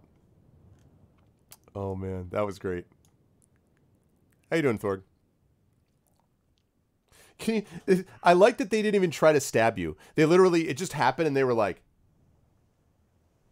It's just like... Because if you're walking up to someone and you're expecting you're just going to take them out, like, oh, I'll take this guy out. And all of a sudden they turn into 6 of them. At that point you'd be like, I am going to go home now. Quickly. Like, just... Oh man, that is the best. Run away! It's now 6 on 1. I know. Yeah, good stuff. Okay. Also, we have just hit 7,058 on the Kickstarter. Woohoo! We are only $142 away from another giveaway, and we are only $942 away from funding. So we're going to get there. Yeah, it wasn't me running away. Okay. The path winds through fields, passing an orchard on one side. The trees are dying and bare of apples. On the other side, across muddy fields, you see the colors and flags of a festival. Then the view is shrouded by tall fences on either side. Do we keep walking or look at the fences? Oh, absolutely there will be nonstop. I'm 6 times as hungry. The clones, I think, don't last for long. I don't remember exactly, but they disappear pretty quickly. Yes, there will be, and the hope is that, well, actually... Well, you know what it is nonstop? We're going to have the 19th is going to be the close of the Kickstarter. That's Friday the 19th, and that will definitely be celebratory, assuming all goes well. Because the hope is not just that we get funded, but we go beyond that to the real numbers that are going to really make this incredibly awesome, like 10,000, 10,500, 11, and so on. So we'll be doing a big kind of close-up thing on Friday the 12th. And for sure with food. That's absolutely, yeah. Okay, so do we keep walking or look at the fences? What are we going to do? Keep walking or look at the fences? There's tall fences on either side. Do we just keep on going or we look at the fences? Go ahead and tell me in chat, everybody. Keep on rolling. Keep on rolling. Whoa. Gonna look at the fences. Maybe. What's it going to be? All right, Elsewin says look at the fences. Good play, by the way, August Wilson. All right, 10 says look at the fences. Should have a stretch goal called It's Over 9,000 because old me over 9,000. Oh yeah, that's actually, yeah, we talked a little bit about being over 10,000, like that would do something like that for sure. Fences, fences, fences, fences, fences. Okay. By the way, check out all of the mods being out in force today. Aradinel, Dragon Spear, Shadowed Mage, Shatter Mage, 10 of Clubs, Thorg. We got some mods in the chat, people. I hope everyone is well behaved. You got a lot of swords. A lot of swords. Yes, that is a book Manticore, actually, Sharian. That is a book Manticore. And yes, this is this Kickstarter is for, again, for those of you who don't know, it is for a level 1 to 3, fully 5 D&D 5e compatible adventure about a library, the Eastern Wing, actually, of a library at Hearthglow Academy, which is forbidden to the students. This is an adventure, set of adventures that I've run for authors at the Gen Con Writers Symposium. The last part of that adventure will be run for them this year. And I have had it published by, I'm having it published by Alligator Alley Entertainment. Not only is it an adventure, but it also is a source book. So there's all these contributors who are going to be adding, excuse me, spell entries, bestiary entries, weapon entries, maps, lore fragments, and things like that. Basically like descriptions of things that you would find in books in the library. And we have an amazing set of contributors. Kat Rambo, Carlos Hernandez, Mike Underwood, Matt Forbeck, Ed Greenwood, Kenneth Height, James Introcaso, just a number of people and others that are sort of waiting in the wings contributing to this. So it's very, very cool. And yes, it is a book Manticore. So if you're interested, please type in !library and join on board. And it looks like everyone is on board with fences, so that's what we're going to do. You pause to look at the fences. The fields they contain seem ordinary enough, but for some reason the fences themselves are 2 or 3 times your height. There are no ladders to climb over that you can see and no gates. Perhaps using magic might give you an advantage. So, what should... I'm like, what should we do? What should we do? Should we cast a spell? Should we look through the fence? Should we climb over? Or should we move on? We do have that floating spell, I think. Don't we have a spell that allows us to float, I believe? So we do have a floating spell. And then that'll cost us some stamina, but we could use one of those Blimberry potions to get back up to stamina if we needed it. To get back up to our 20 stamina if need be.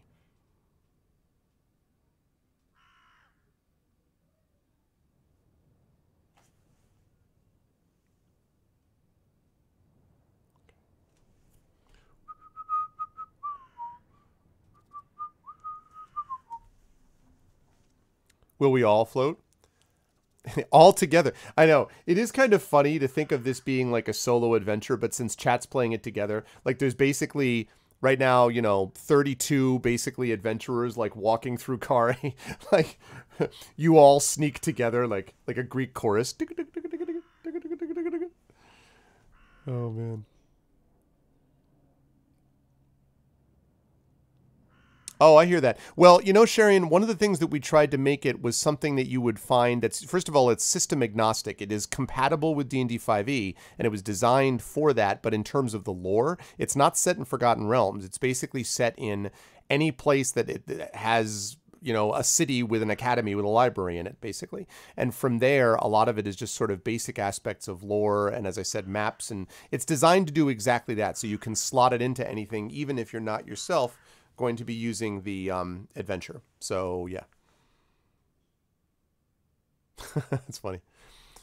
All right, last call, last call. Looks like people are leaning towards looking through the fence. Some people are just like, eh. Let's just get it. Let's just climb it and not even think about it. Just throw caution to the wind. Right, right. That's exactly right. And it is going to be a pretty big book. I mean, we have right now, like, I think almost 20 contributors. And if the 20 contributors are each contributing basically, you know, 2 to 3 pages worth of material each, then we're talking about 60, 70 extra pages of just, like, supplementary material. So, again, I don't want to put any kind of specific page number because it depends on funding and it depends on how many contributors we get up to. But as I say, at 10,000, we'll be adding another set of contributors. And some of these names, by the way, are pretty... I mean, we already have amazing names, but there's going to be other really cool names coming down the pike, so it'll be pretty cool. Yeah, I hear that. I hear that. For sure, Sharon, yeah. Okay, we're going to look through the fence, it looks like. Let's do it. Peering through the fence, you see a square field of very long grass, which seems to be ungrazed, and which no one has cropped in a long time. Anything might be hidden in there. So, should we cast a spell? Low-cost solution. There you go. Oh my god, 10. Sod still complains about that, which is so great. I'm so glad that he complains. He's the best.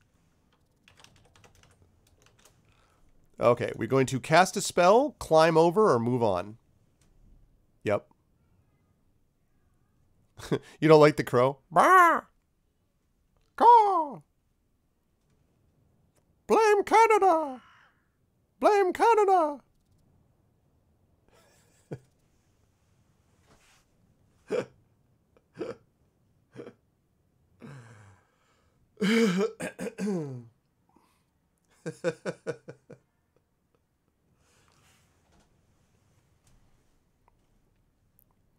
The best metal is new metal!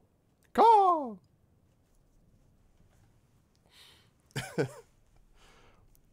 Evanescence is the only real goth band! Caw! I love you, Shadowed. Oh, man.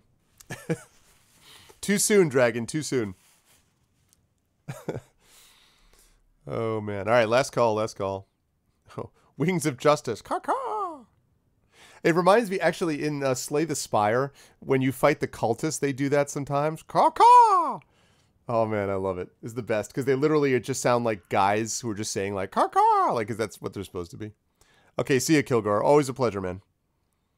You should be following Kilgore if you are not already. Very entertaining streamer. He was playing Darkstone yesterday, which is actually a game I didn't know a lot about, so it was fun kind of lurking and watching a little bit. All right, we got 3 and 3. We got cast a spell and climb over. We need someone to break this tie. Who will break this tie? Who will defeat this Titan? Who will make this titanic struggle?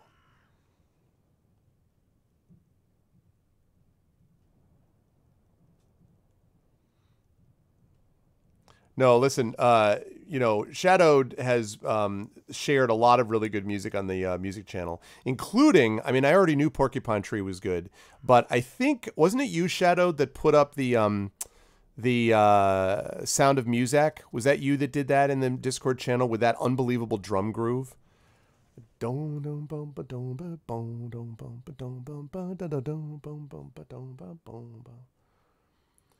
One of the wonders of the world is going down. Is going down, I know. And one of the blunders of the world that no one cares. No one cares enough. So good, Porcupine Tree. I break the ties. What's up, Immortal Benny? All right. Here we go. We're going to climb over. You clamber up the first few rungs of the fence until you reach the top. From here you have a good view of the fair to the north and east, and the lower parts of Khare in the other direction towards the wall. But looking down into the field, you can still see nothing but long grass. Do you drop down into the field, or do you climb back down? Presumably on the other side. So do you drop down into the field, or do you climb back down where you just came from?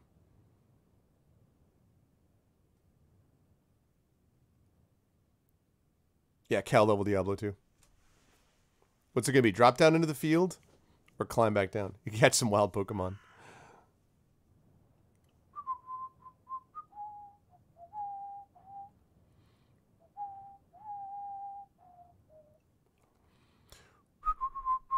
I know. You're like, hello? Welcome. Oh, man. Okay, field. Drop down into field. Field. Drop down. Field, field, field, field. Is runaway climb back down, Arinth? Is that what that is? So far, I have 5 votes for field. I don't really know what Aaron's vote is yet.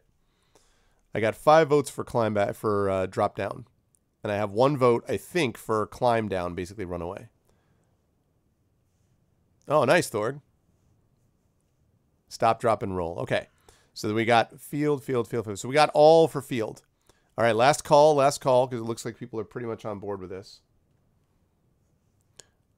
One of the wonders of the world is going down. It's going down, I know.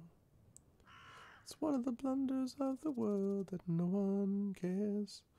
No one cares enough. All right, we're going with drop down.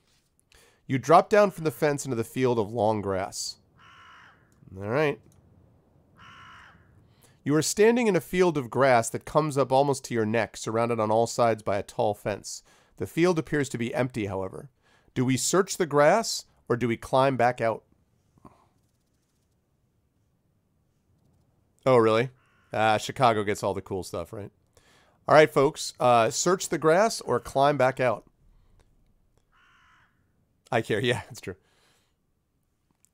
If you were the target of the Sound of Music song. Seriously, I've actually heard the drummer for Porcupine Tree, who I've just blanked on at the time, Gavin. I can't remember his last name. Anyway, he's an amazing drummer, and he actually has this whole sequence about how he came up with the groove for that song. It's really cool. Search grass. Smoke grass, not an option. Grass, grass, grass. Grass. Grass. Yes. Not Gavin Porcupine. No, it's oh man, what the hell's his name?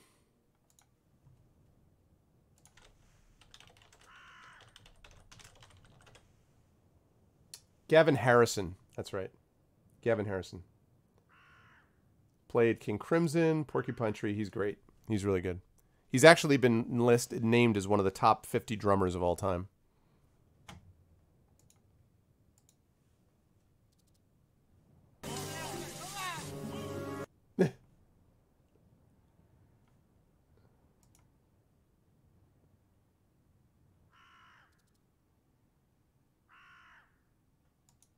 Yeah. Yep. Exactly. All right. Grass, grass, grass, grass, grass, grass, grass. Okay, looks like we're searching the grass. Here we go. You crouch low and feel around in the grass to see if there's anything hidden there. Suddenly, something grabs your wrist, holding you down low. Aw, crap. Struggle free or draw my sword.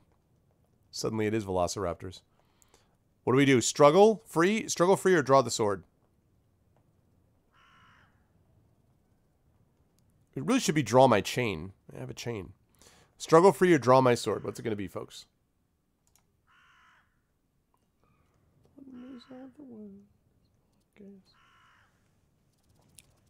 Sword, sword. 3 sword. Struggle free. 3 swords, 1 struggle. That's not the time to be artistic. So 3 swords, 2 struggles. If I interpret Elswin properly. 3 swords, 2 struggles. Seems more like a get down idiot than an attack. Could very well be. It's a good question. Yeah, I don't know. 3 swords, 2 struggles. 3 swords, 2 struggles. 3 swords, 2 struggles. Holding on 3 swords, 2 struggles.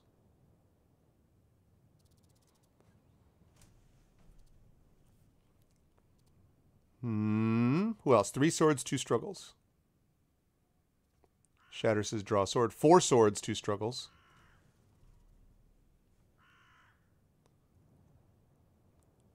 Okay, 4 swords. 4 swords, 3 struggles. All right, 4 swords, 3 struggles. Gonna last call this here. 4 swords, 3 struggles. 4 swords, 3 struggles. 4 swords, 3 struggles. Going once, going twice. What is that? Oh, that's cool. Okay, 5 swords, 3 struggles. Okay, so drawing sword. You go for your sword, but you cannot move your arms. You are now fully held and being pulled down towards the earth. Do we pray for aid or scream for help? We do have the ability to pray. We do have our God with us. Do we pray for aid or scream for help? We do have our we do have our God. Pray for aid. Pray, pray, pray. Pray. Pray, pray, pray, pray. And they say that a hero can save us.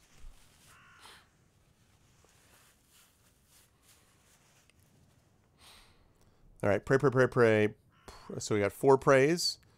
All right, gonna last call this. Last call. Looks like people that want us to pray. Waiting to pray, waiting to pray. Pray, it goes quickly. Pray, pray. All right, we got 6-0 for pray. It looks pretty definitive. Pretty definitive. Wait for it. Wait for it. Okay. Pray. You begin a quick and fervent prayer to the monkey, and after a moment you feel the grip on your arms and legs loosening. You waste no time and hurry away up the fence like a spider, dropping back down gratefully onto the path. Woo! Thank you, God Monkey. Thank you, our God. No, not really, Dragon Spear. Didn't even see what it was. I have a feeling if we screamed for help, we'd be dead. That's my guess. We needed the god. Looking back, the field looks like nothing but a field of grass. If it weren't for the red marks on your wrists, you would believe you had imagined the whole affair. That's weird. Whoa. What?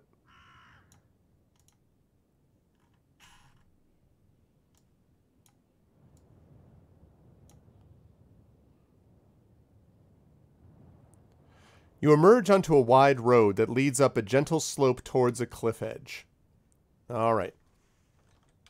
Yeah, exactly. This is actually like, this is like the latter-day Reefer Madness, right?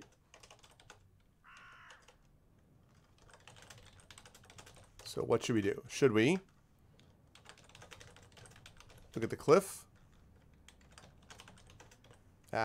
Look down the road? Or make a move?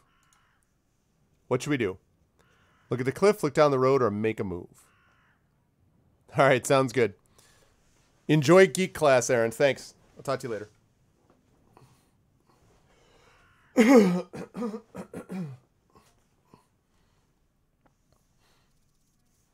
Exactly. It's like getting attacked by a Pokemon and then not actually being able to do anything about it. That's so troubling to me that I'm going to eat some pasta.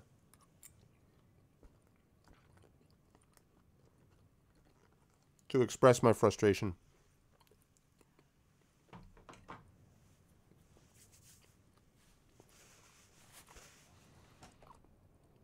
All right, we're going to last call this. Looks like people are looking towards look down the road.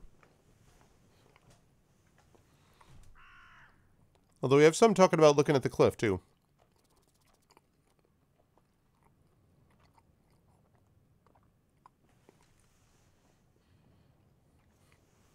That was pretty cool. I'm pretty sure that whole field with the grass thing wasn't in the original book.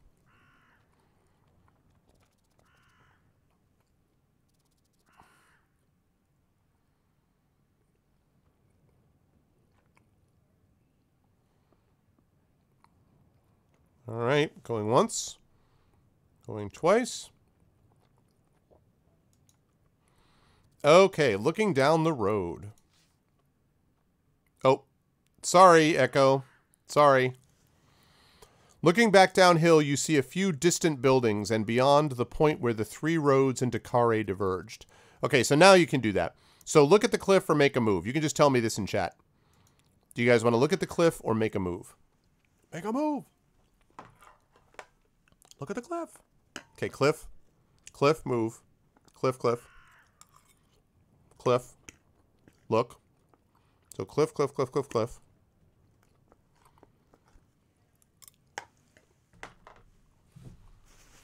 Give us the cliff notes. Did you know, by the way, little Arv trivia, that my father wrote the Cliff's notes for Stephen Crane's The Red Badge of Courage? Little known fact. Although, he may actually have had a new edition replace him by now. This would have been like 25 years ago, but...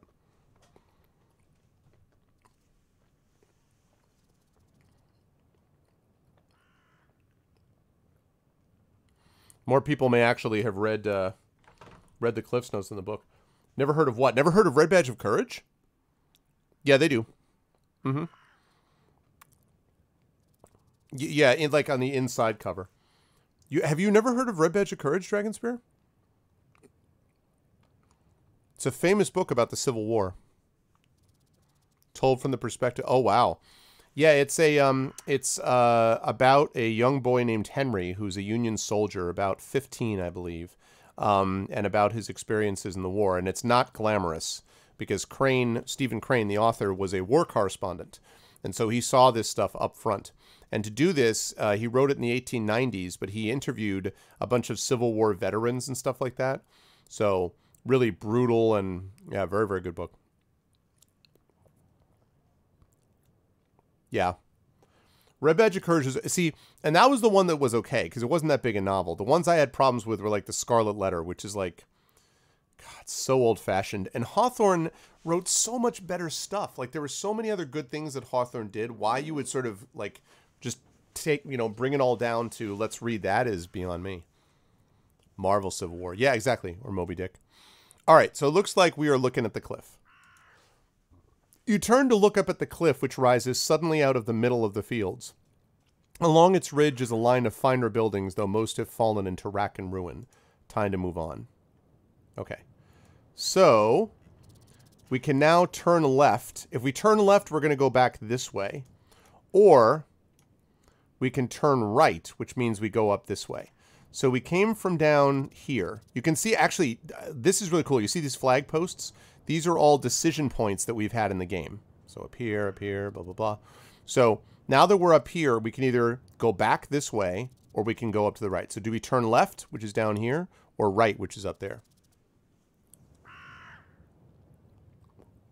Yeah.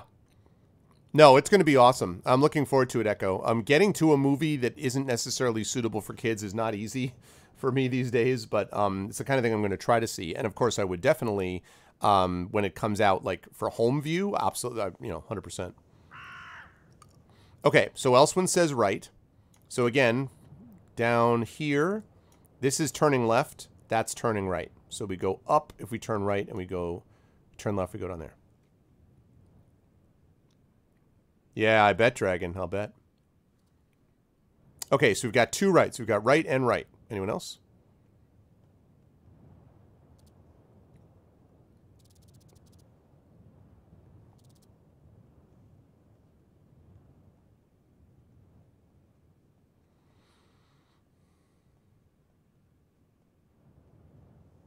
Right is right. Okay, so we got right, right, right, right. We've got four rights. Four rights make a right. Actually, if you went right four times, you would just go straight. Right, right, right, right, right, yeah. Borat was right. Okay, so it looks like we're all going right. All going right. Last call, last call.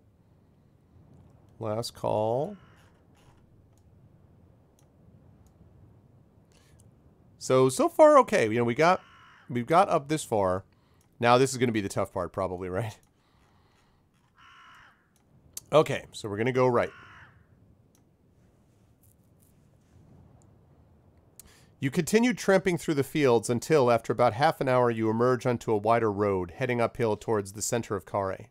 To the right of the main road, a track lined with colored flags leads along the line of the cliff, heading towards the fair you heard earlier. A short distance from the road is a small hut built from mud bricks. Smoke rises from its chimney, and a thick, rich smell wafts from its door. Your stomach grumbles ravenously in response. Okay, so we can either take the main road, we can enter the small hut where the good smell is coming from, or we can head for the flags where the festival is. So,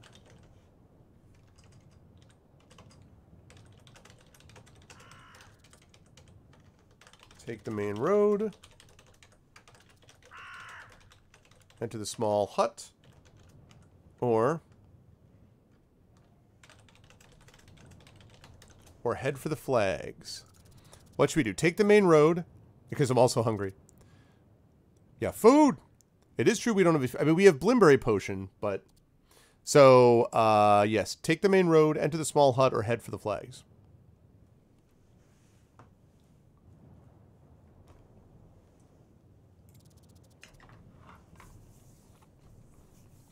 I wonder how the response would be if I wasn't doing this at lunch. I'm doing this roughly midday, so everyone's like, food!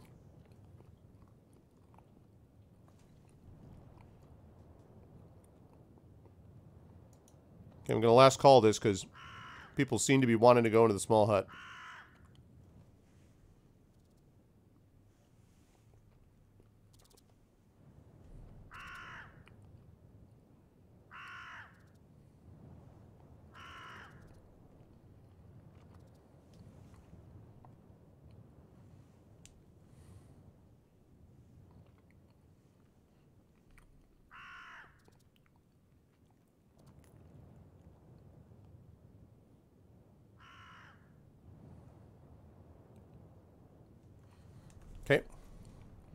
Had to pop out.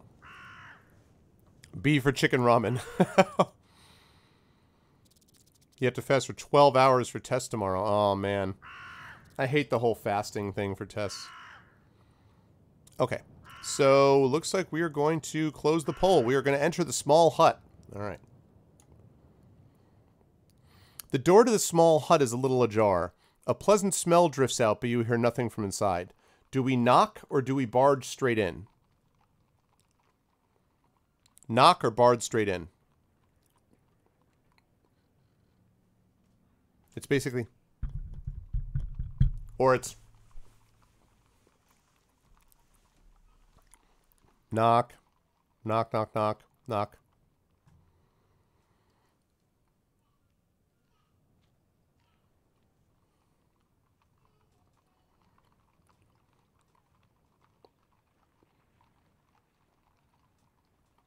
Knock, knock, knock. Okay, I'm going to last call this because it looks like we all want to knock. Knock, knock, knock, knock, knock, knock, knock, knock, knock, knock 3 times. Knock 3 times in the morning if you want me. Twice on the back. Something else I don't remember. Oh, my darling.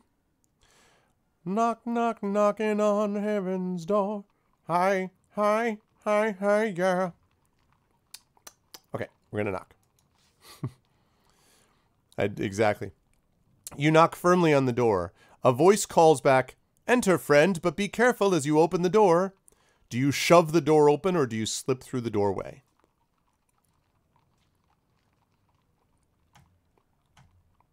Oh, yeah, he was doing Pavarotti or something, wasn't he?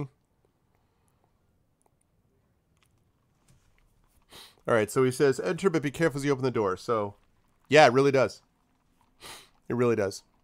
It's just random opera. Okay. Slip, slip, slip, slip. So you're going to slip carefully through the doorway, or you're just going to shove the door open? Slippity slip. Okay, I'm going to last call this because, again, it looks like so far chat's been pretty much on point. There was a little bit of a disagreement about the thing with the fields, but for the most part, chat is like, you know, on the same page. I'll do what I want. Ha ha! All right. We are going to slip through the doorway. You slip through the doorway as carefully as you can. Looking up, you notice a jar of some kind of liquid balanced precariously atop the door. The shop is a kitchen. There is a fire in the grate with a pot above it which bubbles and smokes. On the walls hang herbs, vegetables, meats, and cooking equipment. But no matter how hard you look, you cannot seem to see the speaker. Is that... What the hell is that? Is that an octopus? Is that Cthulhu? What is this? What the f...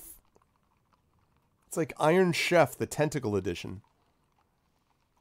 Yeah, exactly. So, do we look under the table, look near the hearth, or leave? I mean, I think if they want us to find the guy, I think he's near the hearth. Isn't that him? Chibi Cthulhu. Yeah, I don't...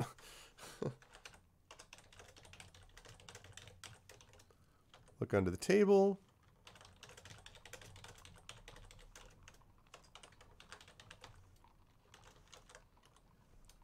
Or leave. Okay. Look under the table, look near the hearth, or leave. What should we do? Look near the hearth. I'm guessing that's who the speaker is. But like... This, I mean, look at this, though. You want provisions? Check this out. We got, this place is freaking fired up with food. We got meat, food, meat of some kind. You got bread. Looks like a pineapple or something. Maybe some squash. More bread. Carrots over there. I assume that's garlic. Yeah, look under it so you can get apples or onions or... Okay, we're going to last call this just because I assume this is the guy. Or actually, you can't see my arrow, but I assume the guy is the one that's standing there next to the pot. I'm guessing. Oh, yeah, they're the mice. Yep. I'm guessing, Takanja. It just sounded too neat when he's like, be careful. And they're like, no. Like, exactly. Whoever said the thing about it's like Willy Wonka. Yeah, Erdinel. Yeah, exactly. He's like kids in the Giant Chocolate Factory. Exactly. Okay. All right. Let us do it. So we're going to look near the hearth. Looking again, you suddenly notice the strange-looking creature standing beside the pot. He has a human torso, but his head is nothing but a green-colored jelly. He is hard to spot because of the vegetables hanging on the wall behind him, but you can tell he is the chef, as the long, sinuous tentacles coming from his head are scooping with ladles, stirring with spoons, waving salt shakers, and brandishing a cleaver. "So, what do you want?" asks the creature.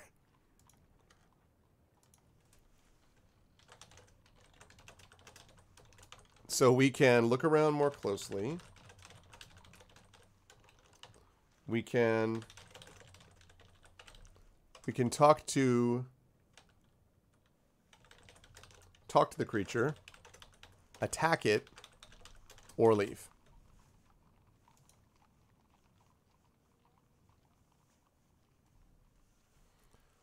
Welcome to my kitchen. Today's secret ingredient is calamari. I'm a self-loathing octopus.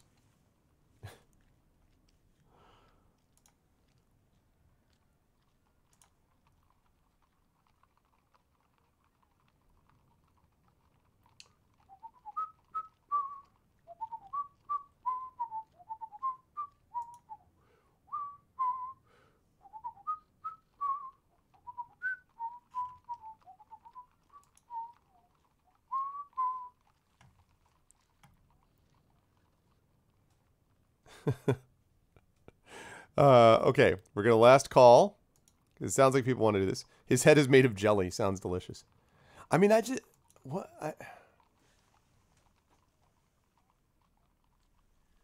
like his head is a jelly, but like a jelly octopus? It's like a jellyfish, but a bizarro jellyfish? Like what? It's like his head is nothing but a green jelly, as if that's a thing. Like a green jelly is like an octopus? Octodad, a severe case of depression. Yeah, quite well.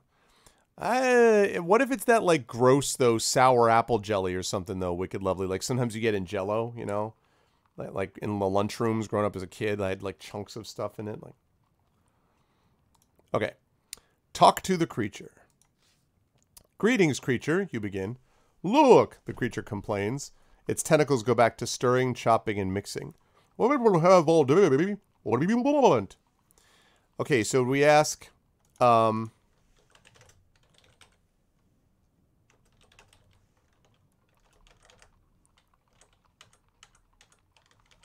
do we A, say, I need to find the north gate. I mean, the north gate, I think, is just to the north. This is a robbery. I'd like to buy some food. Or leave the shop. What's it going to be? We do. We have 15 gold. You can actually see it up here on the top left over here, 10. 15 gold. I mean, I don't know how much he's going to charge, but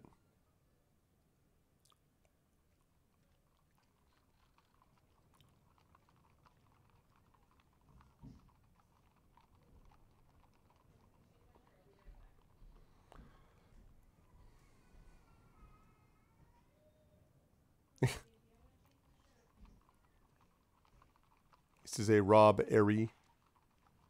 I'd like to buy some food. It seems like so odd. You'd be like, come in, you're like, all right, come in. You're like, okay. Like you knock. So literally under this theory, you'd be like, and you slip through. Hello. He's like, what do you want? Well, this is a robbery. And like, how does that work? Like what? I mean, I don't. I guess. I mean, it's...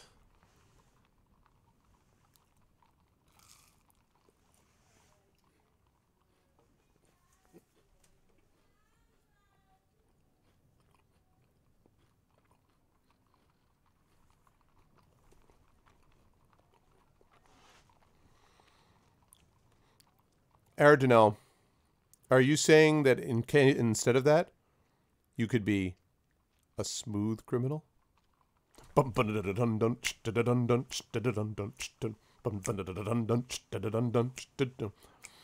are you okay? Ara, are you okay? Are you okay? Aradon, are you okay? Ara, are you okay? Are you okay? Ara, you've been hit by, you've been stuck by a smooth criminal. Ow! Nice, Shatter. Okay. We are going to buy some food. Let's do it. I'd like to buy some food. All right, the creature replies, giving his cauldron a quick stir, but not taking his eyes off you. It's 5 gold pieces, and it's bristle beast kidneys. Hope that's all right. I don't know whether that's good or not. So what should we do? Yeah, right? Pay him. Attack him.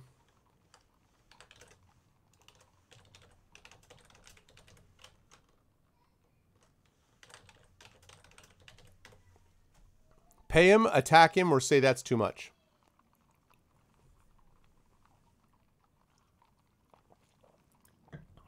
Nice. Don't forget there's some really good monitoring, Shatter, on OBS now, you know.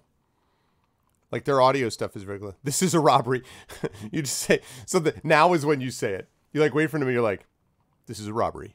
He's like, what? You're like, no, sorry, nothing. Okay, so do we pay him, attack him, or say that's too much? See, I don't know if it's too much or not. Maybe it's fine. I don't know. What's the going rate on bristle beast kidneys? I don't know. It's like, if you go in and you're like, all right, I'm going to get myself a bologna and cheese sandwich. If you're spending more than, in New York anyway, than $6, I'm talking about like a regular size sandwich, not a roll, you're probably getting ripped off, right? Like if you go in and it's like $20 for a sandwich, like, I'm not going to pay $20. But if someone says to you, okay, I'm going to give you this salad with like 5 ingredients and that's $8 or $7.50. It could be too much, but if it's a big salad and it's like, if they give you a lot of each of these ingredients, you know. Oh no, all right. Feel better, Shatter. Feel better, man. All right, so we've got pay him or we've got that's too much. I'm hungry, yeah. I just don't know. Right. Right, exactly. Are the ingredients good or crap? And also, do they say that they are good, or are they actually good? Right. And are you okay? And are you okay? Are you okay, Annie? You've been hit by. You've been struck by a smooth criminal. So pay him, or that's too much. Last call. We're going to need someone to break that tie. Pay him, attack him, or that's too much. Right now, pay him is currently winning. Over that's too much. Wicked Lovely changes vote. Pay him. I like the fact that it's changing to that as you guys are all standing, as you folks are standing in the room. Like, you smell the food, and you're just like, okay, fine, we'll just pay you.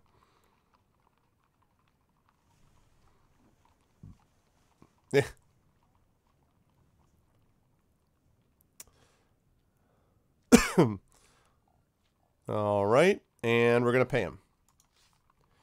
You pay him the money and he hands you a bowl of stew. It doesn't taste very nice, but you force a smile. The creature nods and offers you a drink to help wash it down. Okay. So, we did get stamina back. Should we spill it to create a distraction? Should we drink it or refuse it?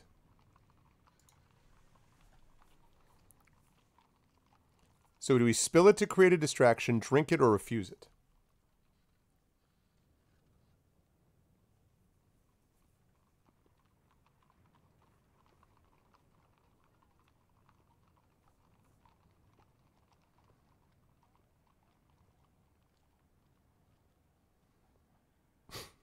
So, some of you are like,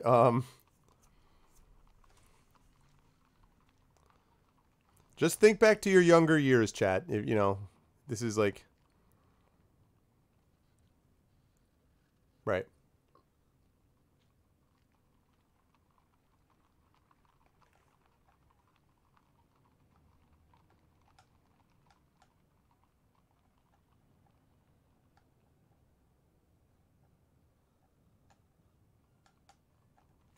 Should have robbed him.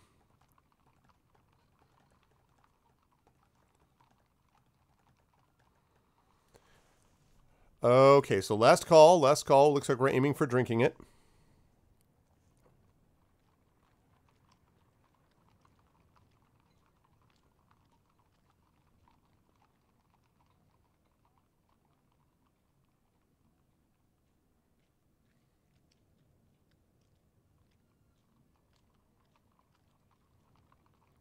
All right, here we go.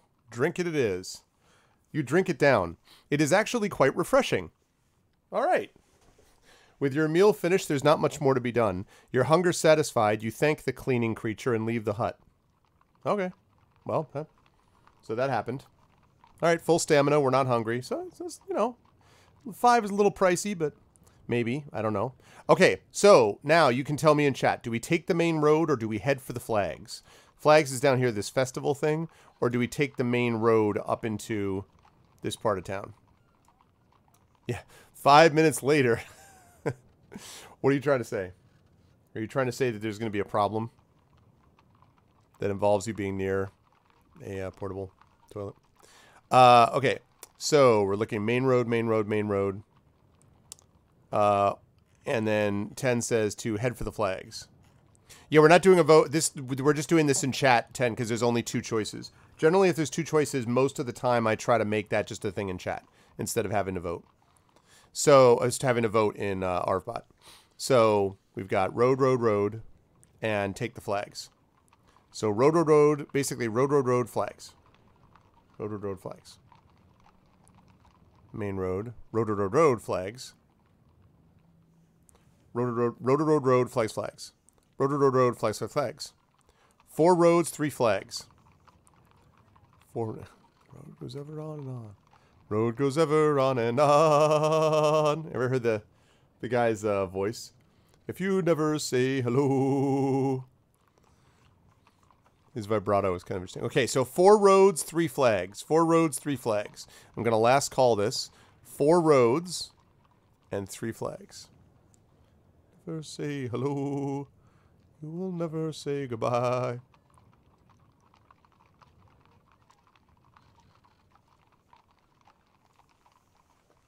All right, 4 roads, 3 flags. Screw the flags, embrace the roads.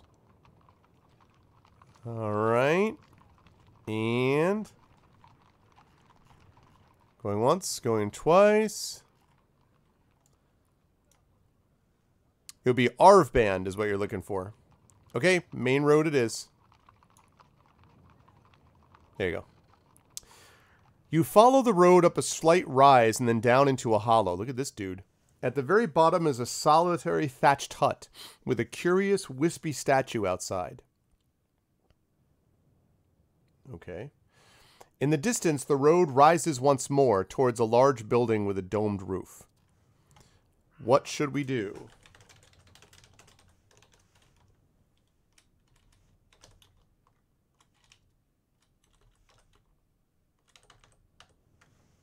Examine the statue. Examine the hut. Make a move. Or cast a spell. Alright, what should we do? Oh, hold on a second. Sorry. Start this again, sorry. Sorry about that. Okay, do it now. Please vote again. Sorry about that. So, wait.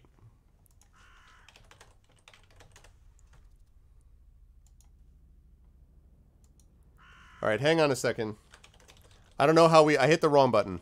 Sorry. Sorry. Hold on a second.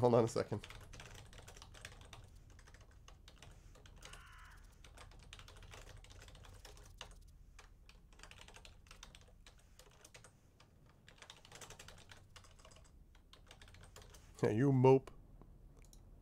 Alright, there we go. Now you can do it. So, examine the statue, examine the hut, make a move, or cast a spell. What's it going to be?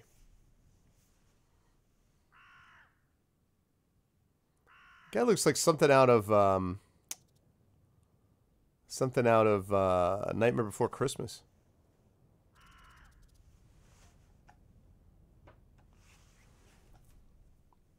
Good to see everyone today, by the way. Good turnout tonight. Or today. Or Batman. Joker is a scarecrow. Yeah. I can see that. But good turnout today. Welcome, everybody. Welcome to my channel. If you are new to the stream, my name is Arvin Elleron. I play all sorts of different games, but I tend to focus on story and narrative in games because I am an author. We are playing the Sorcery series, originally by Steve Jackson from the UK of Games Workshop fame, the best game book series ever made, in my opinion. And now we are playing the Inkle version of it, which is really awesome. And you get a chance to be a part of it. We will be at 3:15 or so. About an hour from now, I will sign off and get ready for my stream on GOG Pen and Pixels, where I will be trying to wrap up Thronebreaker. I'm probably 2 sessions away from the end of that. If you like what you see in here, please make sure to follow the stream. Please make sure to check out all the various things you can do to support the stream, Patreon, subbing, and all that. And please check out the Kickstarter, which is going on right now. !Library will give you details with that. That will allow you to support the D&D 5e compatible adventure that is also a source book with a bunch of awesome contributors and stuff like that, which is coming out from Alligator Alley Press. We are less than $1,000 away from funding, and at $7,200, which is $142 away, we will have another giveaway in here. So please feel free to jump on board if you would like to support that. And those look like very long hands to me. Wicked Lovely is what it looks like to me. Also, it looks like we're examining the statue. It looks to me like those look to me to be like, yeah, they look like regular hands, just very long hands. Thank you, Kerflop.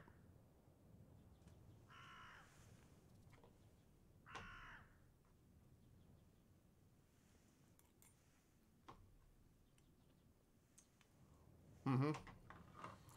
Exactly, Edward Scissorhands.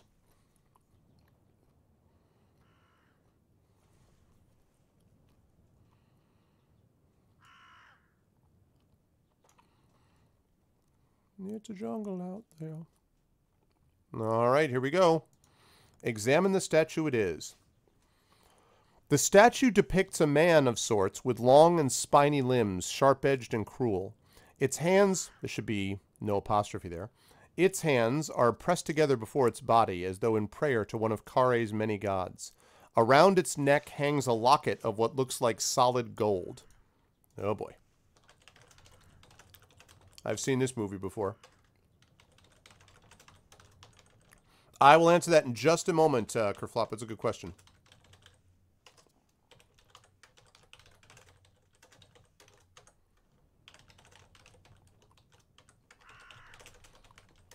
Okay, so what should we do? Look at the locket, examine the hut, make a move, or cast a spell. And yeah, the spell might be able to tell you if you like are in danger or not, possibly.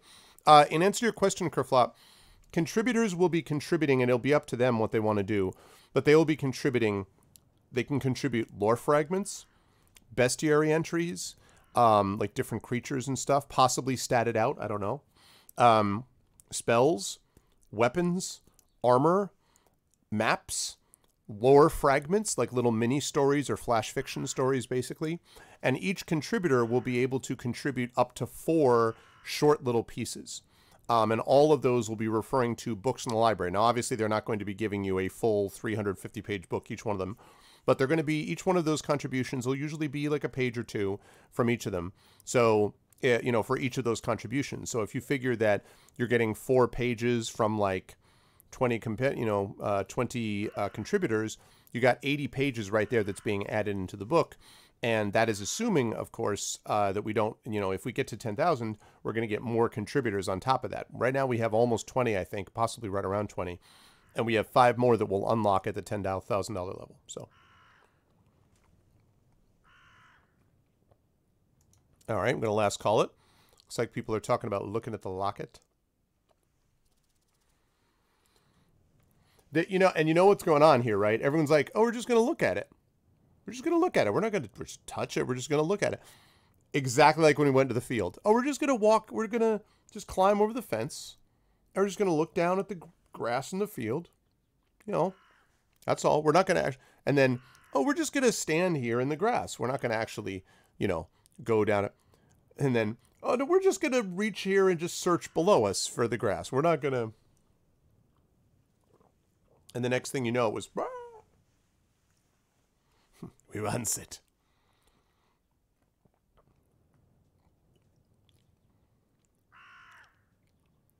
Bestiary. Yep. That's right. I still sometimes do bestiary.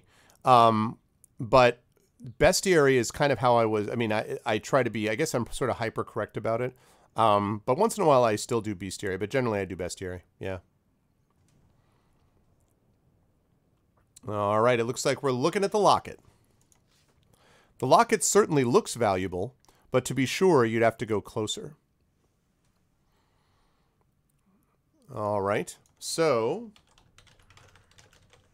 whoops. What should...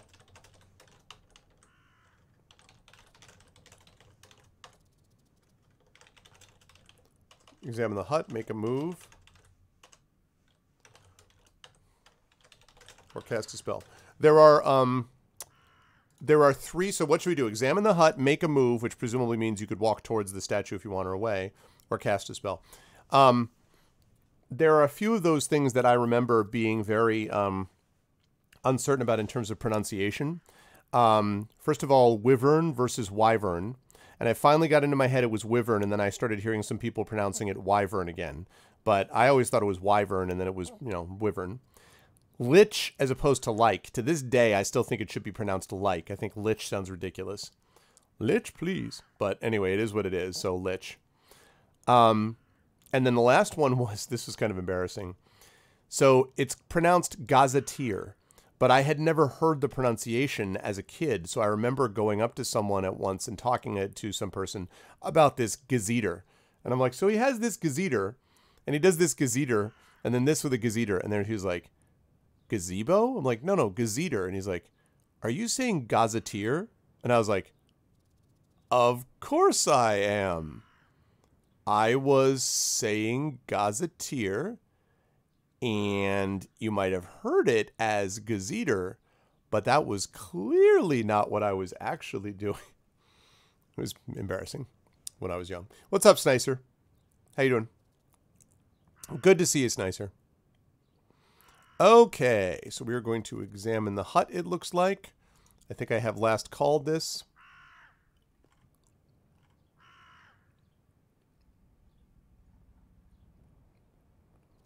And okay, we're going to examine the hut. The mighty Jabba the Hutt. The hut behind was thrown up in a hurry. Its walls are patched with mud and clay, and the door is made from torn-up fish crates, the planks still bearing the marks of the ships that brought them in. The statue suggests this could be a shrine, but you do not recognize the deity. Will you make a move or cast a spell? This one you can just do in chat for me, folks. Make a move or cast a spell. That's funny, Dekanjia. Churros and nut juice. Nice. What kind of nut juice? All right, we've got spell. We've got Elswin likes to move it. I like to move it. Move it. And then we got spell. Almond. Very nice. Very nice. I don't know what you mean, Shadow.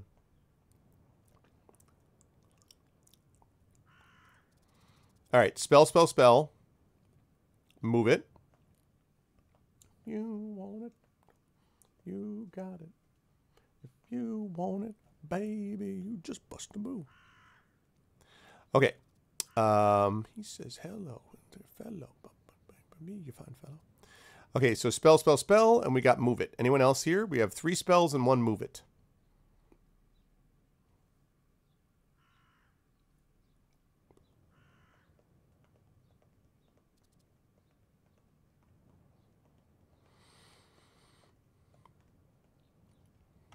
All right, looks like we're going with cast a spell. Let's see what we got. This reminds me of Skyrim, some of this setup. Okay, so we've got... We could cast... Mag, which protects us from magic. So we could cast a spell that protects us from magic. We could...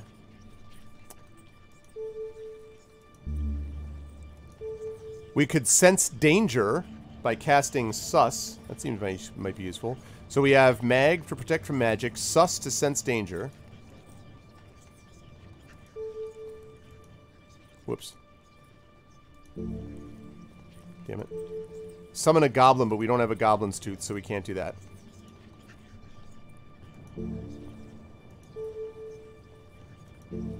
We could create a force field, which could be useful. Or we could summon darkness with fog.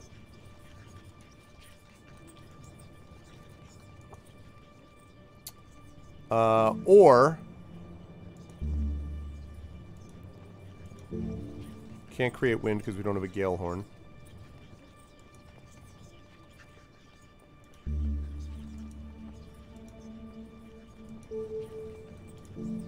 Or we could create a fireball. Okay, so we could create... Okay, so basically... So what spell should we cast? Thank you, Shadowed. Mag... Sus... Foff... Fog... Or Hot. What's it going to be? What should we cast, folks? Mag, Sus, Foff, Fog, or Hot? Kind of like the spellcasting system in this, I have to say. That's interesting, Snicer. I wonder, is it just like a lactose intolerance thing? Because it seems odd you'd be able to have regular cream then. That's strange.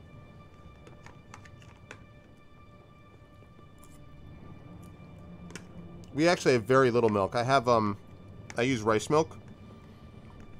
So we use very little milk. But I still do sometimes have ice cream and some kinds of cheese. That's the one thing with my food choices now that I still miss is cheese. I love cheese. Although I can still have some. My heart says hot, but my mind says sus. That's funny.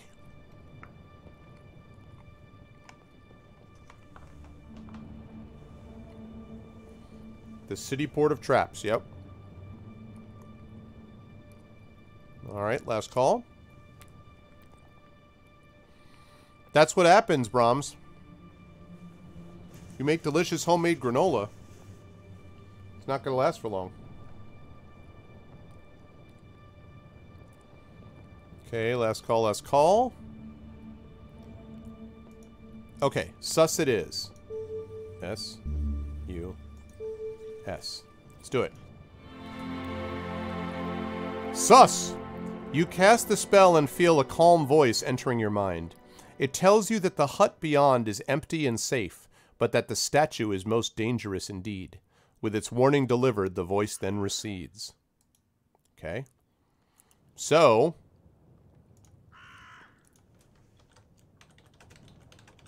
Interesting. So, should we...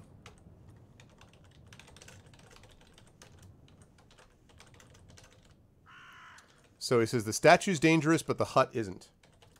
Approach the statue, enter the hut. Or go along the road.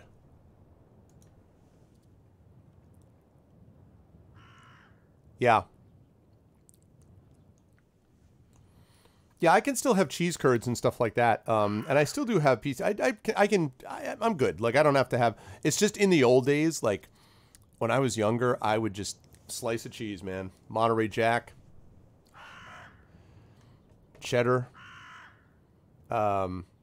Mild cheddar. Occasionally blue cheese. Swiss on a sandwich. I don't really like Swiss by itself, but Swiss on a sandwich. Cream cheese, some kinds of Gouda. Oh, man. So good. Exactly, Thorg. Half block of Parmesan. Good God. What funny is, I mean, you just look at it, and it's just like, the entire thing is just like eating a block of lard. Like, it's just fat. You know. Extra sharp cheese or bust, huh? Yeah, I don't... Some kinds of sharp cheeses I actually don't mind, but really sharp cheese, a lot of the times I'm like, eh... I like mild to medium cheddar. Oh, and also Munster cheese. Let's throw in two things. Munster cheese and bologna with provolone, lettuce, and a little bit of mayo. It is the sandwich of the gods. Although it is in a hard... So basically there's two sandwiches that are my all-time favorite. Bologna and provolone, lettuce, a little bit of mayo. Or... and on rye bread, because I love rye bread. Or, seedless usually. Turkey, Swiss, coleslaw, Russian dressing. Basically a turkey Reuben. So good. Exactly, Shadowed, back in the days. Boshuda. You like Tillamook medium cheddar? I've only had Tillamook a couple times. I think I liked it fine. Me, it's just a matter, it's not so much the brand, although I like fresh cheese, obviously, but I like medium's okay, but mild is like where I'm at. Grilled Munster cheese sandwich and tomato basil soup. I'm not a tomato person is the only problem, but how to pronounce Gouda? Is it Gouda? Gouda. Gouda. You live in Tillamook? Really? So wait, if you live in Tillamook, does that mean that you just have... I assume that place is just a utopia of cheese. Like you just walk out of your door. It's like in Alaska where they give the whole state gets access to, you know, like oil money that the state brings in. I assume it's the same thing that you get like just cheese money. You just get cheese. You smell cows? Oh, okay. It's not like you just like walk out and you're automatically given a lifetime supply of cheese. Aged sharp cheddar. There you go. Howda. Howda. Really? Howda. Howda. There's a lot of cheese and ice cream. Nice. New fave is a new cheese called Merlot Bella Vitano cheese, made with Merlot, made with berry and plum. It's heavenly. Oh, really? Yeah, but see, the thing is, whenever I get any cheese that has alcohol in it, I always taste the alcohol, and I don't like alcohol at all. I don't drink, for one thing, but like I don't even like the taste of it, so that's the only problem. Okay, we are going to close that poll and enter the hut. Swiss with roast beef, ham, sauerkraut, and onion roll. I could get behind that nicer. I don't love onions, though, and sauerkraut, I'd rather have coleslaw. It's too sour. It's too acidic. Okay, we're going to enter the hut. You step inside the shadowy hut. The first thing you notice is the smell, thick and bloody like a butcher's shop. The second thing is something that you kick that rattles away across the floor, an arm bone. Now this is the thing that claimed that that this hut was safe and empty. So, or briny. Okay, that's fair. That's fair. Briny, but it's got a kind of a kick to it. Is my point, like an edge I don't like. Call out. Pick up the bone. Pick up the bone.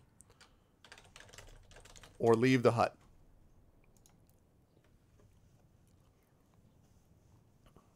Do we call out? Do we pick up the bone? Or leave the hut? Big bowl of sauerkraut. Yeah.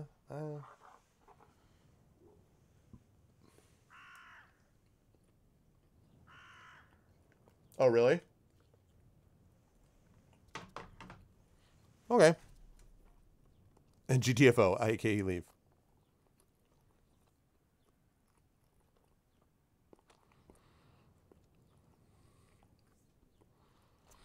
My wife likes onions, but she can't have them because they're, like, especially raw onions. Her constitution does not handle them well at all.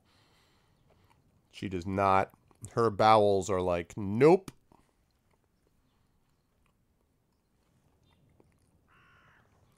All right, we're going to call out, pick up the bone, or leave the hut.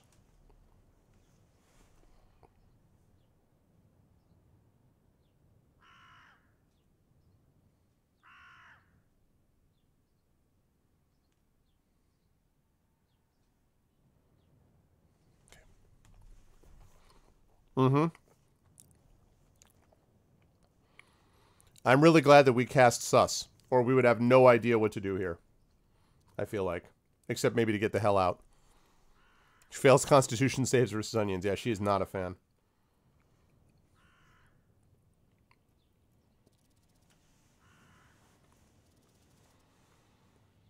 It's not even clear. I mean, I guess, I don't know if you'd call it allergic.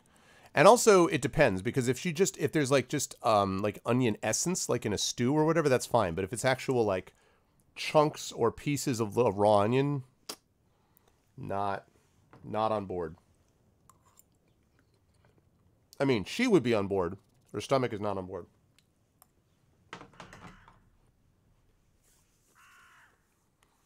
All right, we got a tie.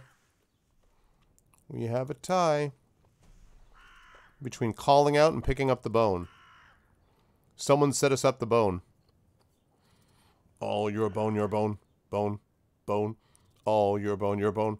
All belong to us.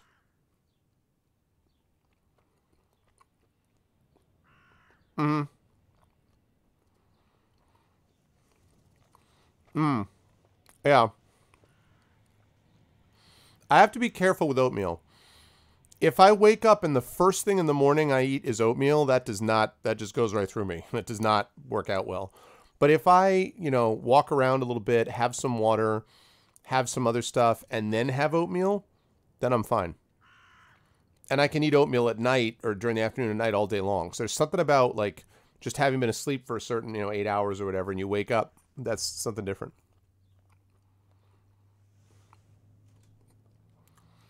Yeah, I don't know what to make of that. It's true. All right. And we're going to close the poll. All right, we're going to call out. Who's there, you call out? I mean you no harm. There is no reply. The hut at least appears to be empty. Okay, pick up the bone or leave the hut. This one you can just do in chat. Pick up the bone or leave the hut.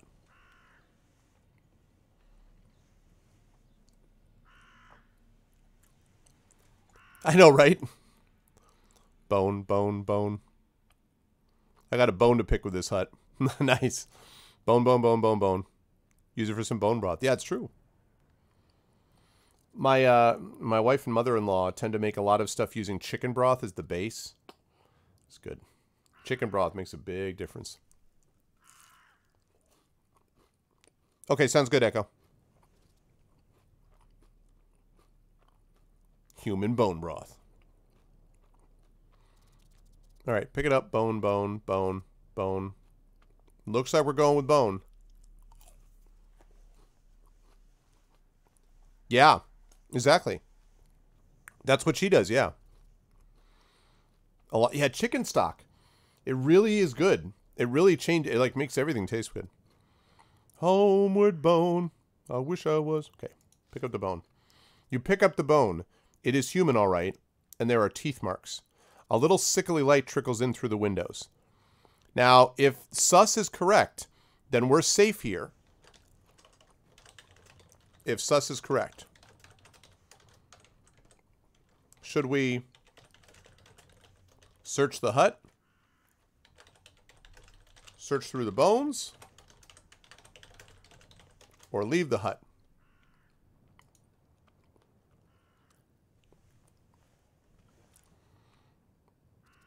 I believe that is what they do. Although I don't know about roasting the vegetables. We do a lot of the roasted thing, like roasting root vegetables and stuff like that.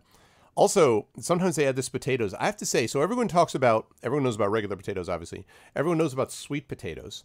Have you heard the good news about yellow potatoes? Man, yellow potatoes with carrots and a couple of other like turnips, root vegetables with chicken stock is really good. Yellow potatoes is where it's at. Yeah, because it's not as starchy. See, I don't really love the taste of sweet potatoes very much. But obviously regular potatoes aren't that good for you. Plus they're kind of bland anyway. So, yeah. Yellow potatoes. Carrots, potatoes, onions. Cabbages. Isn't it cabbages? Cabbages. Carrots, potatoes. Carrots, potatoes, cabbage. Yeah, I know. A lot of people, I don't love the taste of sweet potatoes that much, honestly. I don't know why. I don't particularly like the taste of yams either. Yeah, it's all right. It's not my thing. Pink potatoes. Yeah, purple potatoes are quality. But see, purple potatoes, I think, are basically just the same color. They're just different color, but they have the same taste as regular potatoes. Whereas yellow potatoes have their own kind of more mellow flavor. I don't know. I like them. Brussels sprouts are fine. If I'm given a choice between Brussels sprouts and asparagus, I prefer Brussels sprouts. I don't love asparagus. I like broccoli a lot. I like broccoli. I like cauliflower. I like lima beans, corn. I like certainly all kinds of salads. I like carrots and peppers, bell peppers. I like obviously lettuce, romaine and mixed greens. I like peas sometimes as well. That's true. That's true. Red, white, and blue, very patriotic potatoes. Yeah, I don't... Well, asparagus... See, if you have just the tops of asparagus, I don't like the stems. But if you have just the tops of asparagus, that's good. Same thing with, actually, with broccoli. Broccoli rabe, I do not like at all. But broccoli florets, I like those. Okay, we are going to search the hut. You look around the other corners of the huts. There are a few piles of ragged clothing, presumably torn from the victims' bodies. A shadow falls across the doorway of the hut just for a moment. See, this is really interesting. Because we did the sus thing, all of these little clues that it's trying to get us to freak out and leave don't have that effect because we actually know that the hut is safe and empty. So do we search the clothing?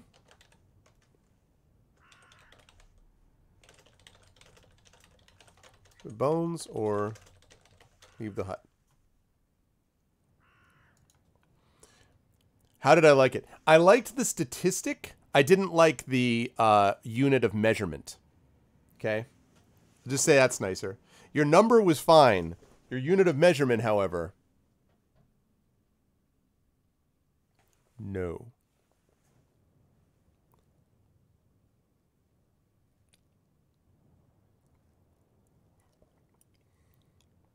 Is going to gank us. Well, I mean, that's why, yeah, I mean, I imagine that's what happens if you try to take the locket.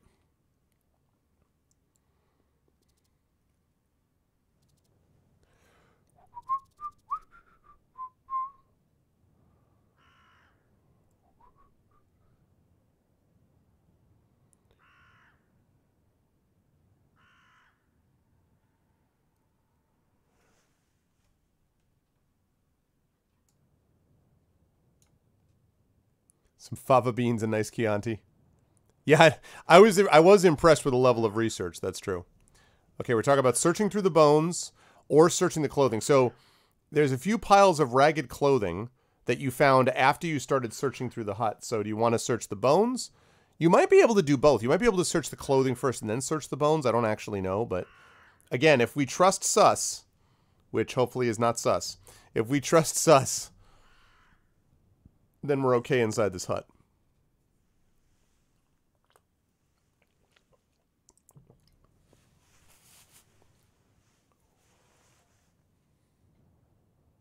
Yeah. We get greedy and do both.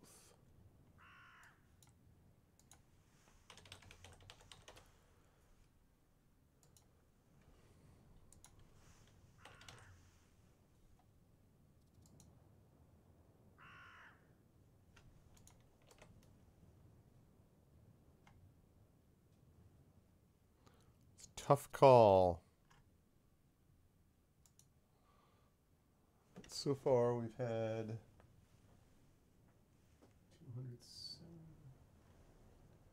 270 and 9 backers. Okay. And the numbers are like on their side and small, so I have to be like, what? So 270, $270, 9 new backers, so 239. Good. Good, good, good. All right, last call here. Last call. Going once. Going twice. Okay. Search through the bones. You pick through a few more bones. Male, female, child. A few different creatures, not many, but all mixed up. In one corner, you find a number of knuckle bones that have been strung together into a morbid bracelet. Will you take the knuckle bone bracelet or leave it? Take it or leave it.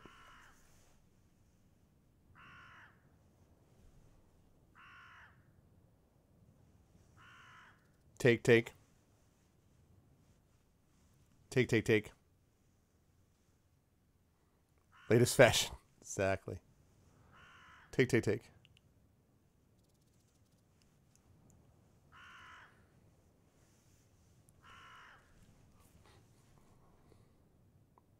Yeah, I mean, we are putting a whole lot of weight on saying it was safe. Take it and use it as a brass knuckle.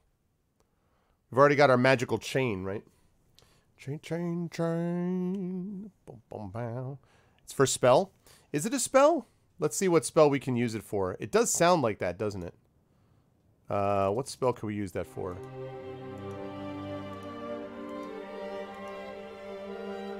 Ooh, a bracelet of bone. Is this a bracelet? Yes, it's a bracelet of bone. That will allow us to cast, with the bracelet of bone, we'll be able to cast Kid, which means we can concentrate on a particular illusion and this illusion will become real to others, but affected creatures must be intelligent and the caster must not act counter to the illusion. Nice. Kid. All right, Kid. All right, we're going to take these ones, right? Take, take, take, take, take. You take the bracelet and put it on, trying not to imagine that a skeletal hand is gripping your arm. See, we can do both. We can do both. All right, so we got the bracelet of bone. So do we search the clothing or do we leave the hut? Now we can do the clothing if you folks want. And this is what I was saying about the, what I really like about this is that you have more options available to you than obviously the books would do, so. Search, keep searching. Search more. Clothing, clothing, more loot. Search more stuff. Search. Keep on searching. Yeah, this is classic, like, classic sort of, you know, RPG stuff. I've actually been off stream playing a little bit of Grim Dawn, and that is reminding me again, sort of like the Diablo feeling of like everything is breakable and kicks out stuff, and like you get your inventory just like packed up, and then have to go back. But you can create a rift so you can go back to town and sell stuff continually. But it's not bad. I mean, I don't love ARPGs usually, but it is. I did like Diablo 1 and 2, and this kind of gives me sort of a little sense of that game. So it's good stuff. Plus, it's better single player. Okay, we are going to. Looks like everyone wants us to search, so we're going to search the clothing. Digging through the piles of clothing, you unearth 5 gold pieces. Yes, success. This place is disgusting, but profitable. You turn tail and step outside once more. You step outside the hut onto the street, grateful for the relatively fresh air. Something is different, but what? Uh-oh.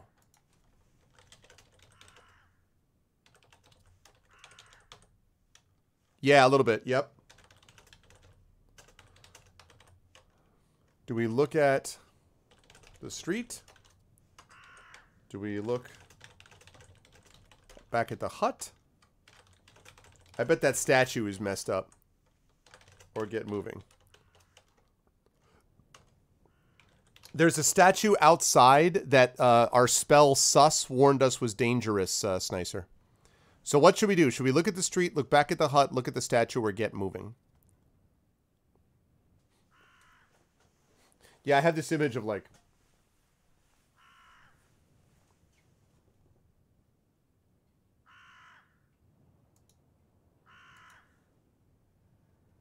Yeah, that picture that he just gave you.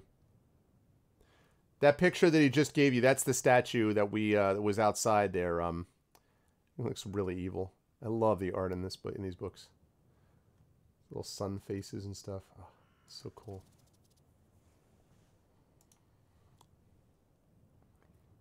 All right, look at the statue or get moving. Curiosity's gonna run like hell, right? This thing is like, and there's a locket around its neck, and so we looked at it and we cast the spell, and the spell was like, the hut is safe and empty. The statue is really dangerous. And we were like, okay, let's go check out the hut. And then there were all these like things that I wonder if we would have completed looking in the hut based on all the like shadows and stuff. That probably would have freaked us out. But because it said it was safe and empty, we're just like, well, let's just keep searching, you know? So, all right, looking at the statue. Last call, last call. Last call here. That's no statue. Hut empty. Statue wants to murder your face. Need more bones for the bone horde. He looks at you and he does the butcher, right? Fresh meat. Or no, that's how he says fresh meat.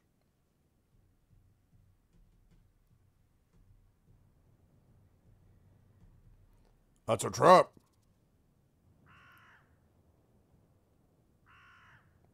Okay. And we're going to look at the statue. Okay.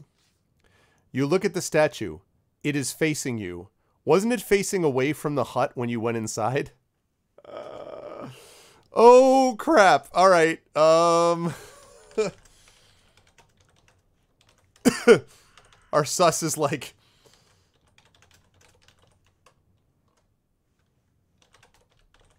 Draw our sword. Walk away. Cast a spell.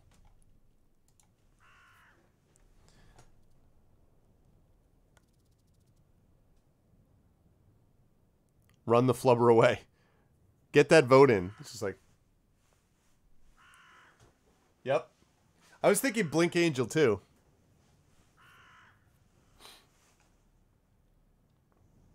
Summon a giant. You just put the giant in front of the statue, like... Actually, that's a good question. How many of those do we have left?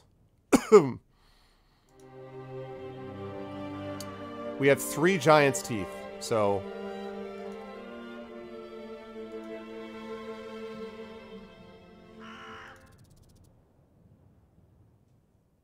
We're gonna nope out of here. Don't blink. Yep, yep, yep. Okay, last call, last call.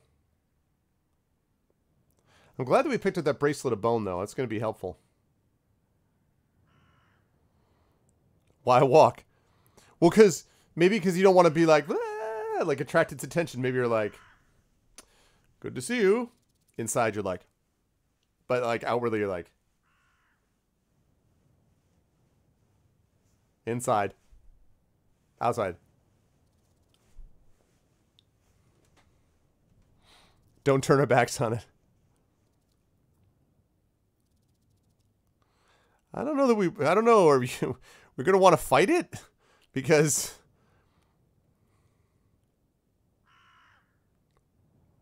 Back away. Slowly. Alright, I'm going to need someone to break the tie.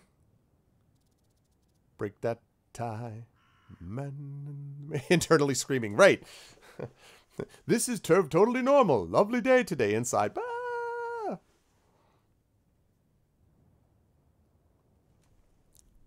Alright, going once. Going twice. Okay, we're going to walk away. You walk past the statue intending to head up the road. But as you pass close, it springs. Hands as sharp as razors lash out for your neck, cutting a savage gash. Ooh! It is no statue after all, but a mantis man. You dodge back across the street. It will be on you again in seconds. Do we cast a spell or fight?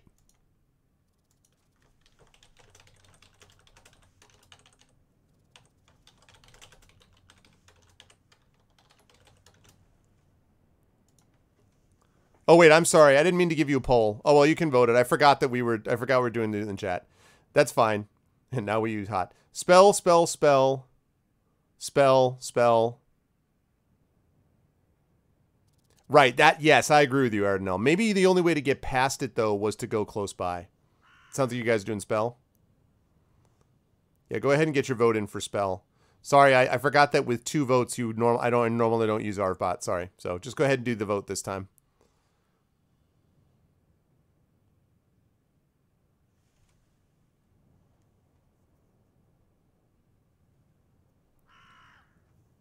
Yeah, it's gonna be interesting. Spell, spell, spell. We got 1 fight. We got 4 spells. All right. Once, going twice. Okay. Cast a spell. Let's do it. Where's our Destroy Mantis Man spell? We've got... Oh, we got a bunch. We got, Whoops.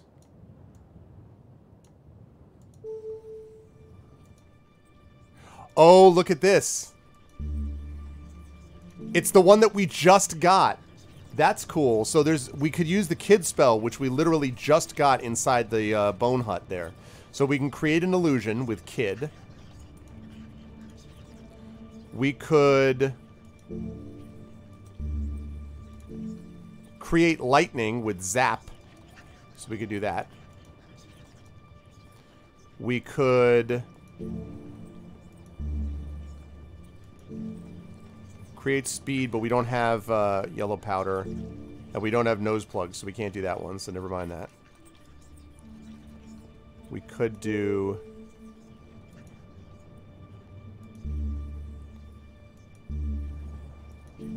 We could... Alright, we don't have a green-haired wig. But we could do... Yob. We could do... So we could also summon a giant. We could also summon a giant. So it looks like we've got the choices of... Is that all the choices? Oh, and there's one more. Whoa. Wok. We can create a shield which gives us 1 stamina and 1 gold piece. Or which uses 1 stamina and 1 gold piece. So... I don't know if you got all of that shadowed, but basically there is Kid, which creates illusions. There's Zap, which creates lightning. There's Yob, which allows you to summon a giant. There is what do you call it?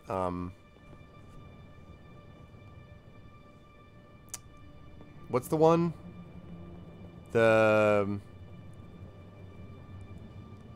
Kid, Zap, Yob, Walk. I thought there was a 5th one. Wasn't there? No, I think you're right. I think that's right. I think that's all, actually. Kid, Zap, Yob, Walk. These are the ones that we have the ability to cast. Okay, what's it going to be? Do we Kid? Do we use an illusion? Do we Zap it? Do we use a giant? Summon a giant? Or do we create a shield?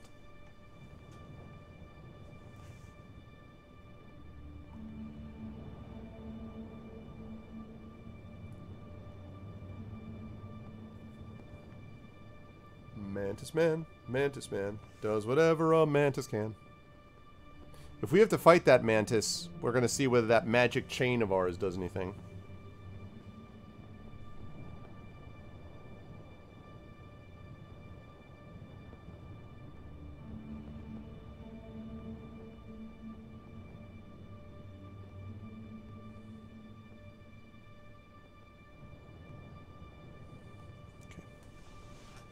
It's basically an elf. Zap it.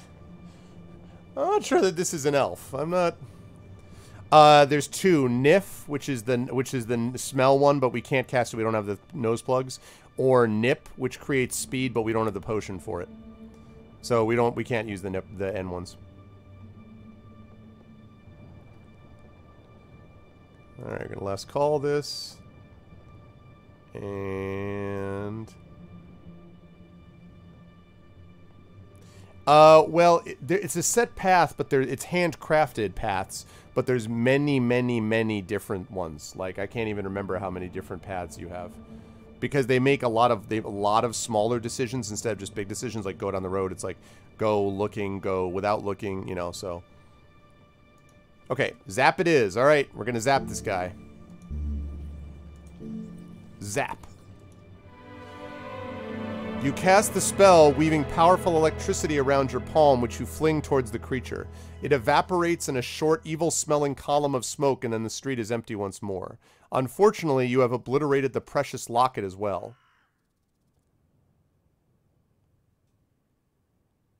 Time to get away from this place. Now... Now, do you... I was just about to say that. Now, okay, now technically, we can rewind to, because it has the ability to rewind to the last thing. We've only done that once so far because of a mistaken input that I didn't mean to hit. Do you want to, should we allow ourselves to back up? Like, we really haven't come into this before. Should we allow ourselves to back up or not? Probably not, right? We should just go with it. Yeah, I think, I agree with you guys. I agree with you. I agree. All right, let's do it. It's more interesting to see what happens this way. That's true. We are... I like the idea that we're like... Ah! He's just like... Also, we're 14 out of 20 stamina, by the way. I don't think we need to do this yet, but if we take more damage, remember we have those 5 Blimberry potions of healing. So we may need to use those if we drop a lot more stamina. So, the road leaves the fields, heading back between buildings once more. To the left, a short track leads away, and you hear the distant sound of chanting. Do we look down the track or keep moving? This one you can just do in chat. So do you look down the track or keep moving? It's not an infinity stone. Very true. Definitely not an infinity stone. And by the way, we got about 15 minutes before we wrap up for the day. We're going to look. Those of you who watch the Art Vocalist with Aviary Attorney. Look. We look. We need rations, though. Yeah. I don't know if you should, Shadowed. Look. Look, it's a look. Okay, it looks like we're definitely looking. Hang on a second. Hello?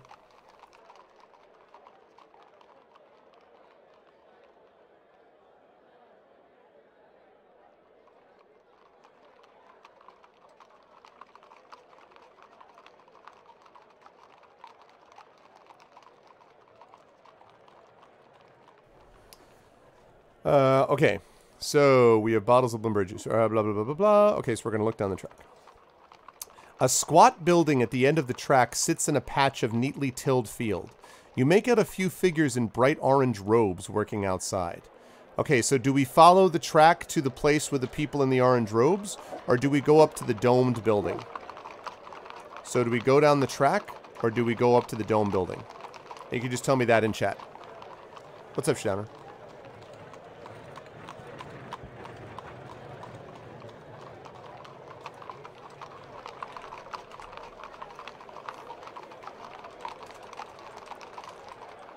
Why'd you look that up, Shadowed? So, track or dome? Track or dome? The track has got the orange robes. So basically, track or dome? Track or dome? We've got track, dome, track, dome, track, dome, dome. Wow. This is really even. Okay. 1, 2, 3 track. And then 1, 2, 3, 4 dome. 3 track, 4 dome. 3 track, 4 dome. 4 track, 4 dome. Yeah, maybe there's Shaolin priests. Okay, 4 track, 4 dome. 4 track, 5 dome. Alright, 4 track, 5 dome.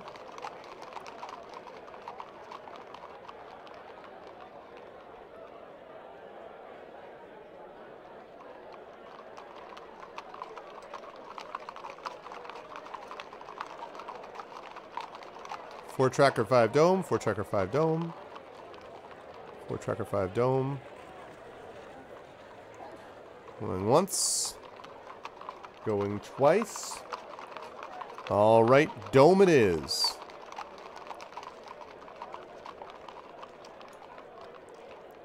Okay. The road leads directly into one side of a large domed building. It is some kind of sprawling covered market. Looking left and right, you see several other roads entering the building through different archways. A group of serpent heads are just passing by. Serpent heads?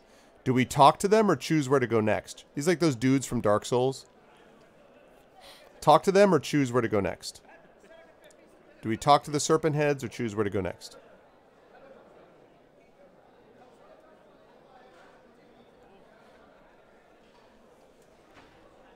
If I could talk to the animals. Okay, we got talk.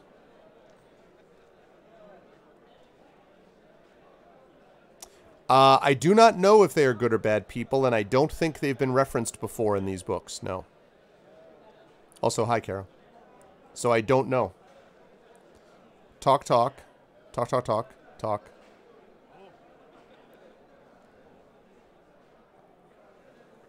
Talk, talk, talk, talk. 4 talks. 11, 12. Yeah, we were doing them. It was a lot of fun, Caro. If you want to know when I'm going to be doing these things, definitely check my calendar. I do sometimes have bonus streams, and if you follow me, I think you do follow me already on Twitter, but if you follow me on Twitter, I usually try to post when I go live. Also, on my Discord, there's always an announcement, which can kind of help too, so talk to the Yuan-Ti. All right, looks like we got talk going on, so we're going to last call here. Last call. And we're going to talk. You stop one. Greetings, you begin. What is this place? The serpent head looks back at you, unimpressed. It's the artist corner. They have to have a roof over them or their paints run and they complain. Nothing worse than a complaining artist, remarks the second creature. Do you say thank you, or do you see sounds worthless? There was an announcement, Caro. There was indeed an announcement on my Twitter. Do you say thank you, or do you say sounds worthless, not even vaguely speciesist?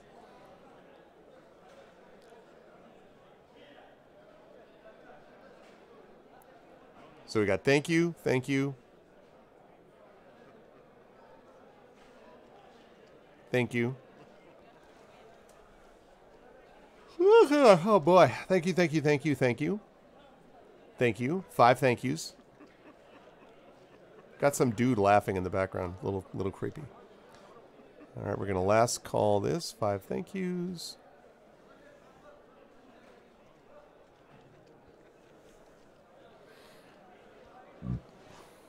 Thank you, 10. To 7,058. Good stuff. Yeah, I did combine the tweets together this time, but...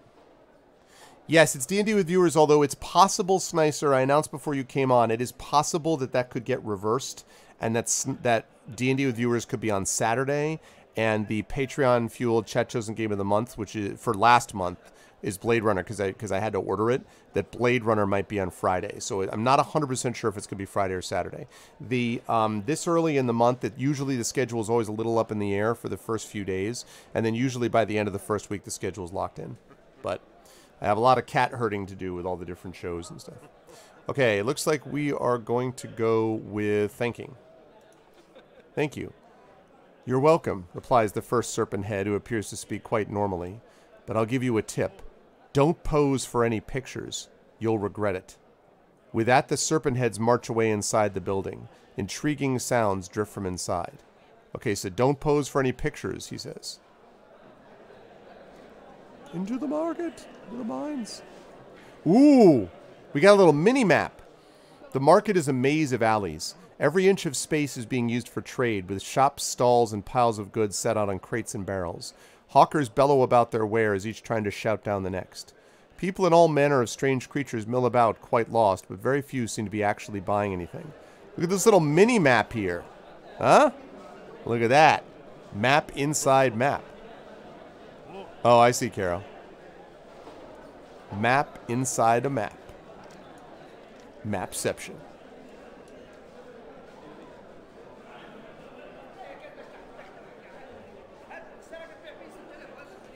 I don't know. I haven't. I mean, John. I have to ask him again when his stuff is. I don't know. I think Ember was maybe supposed to. I don't honestly know, because he had to put, like last week or last month, he had to put a couple back to back to kind of get everyone back on sequence. And now I don't know what the sequence is, so it may have to be switched. It does look like Mike Schlee's work, yeah. Into the ground. You lose yourself browsing the stands. Most sell carpets, but some also offer incense burners, lanterns, and pottery. You can't see any blacksmiths or food stalls, however. Below the dome.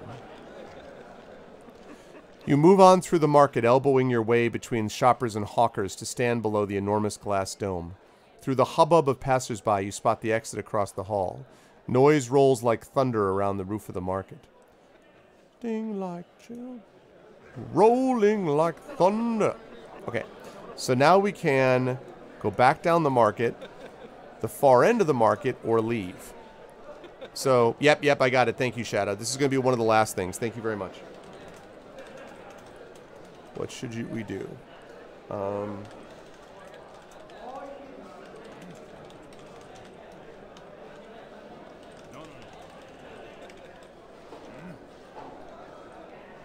Back down the market or leave the market.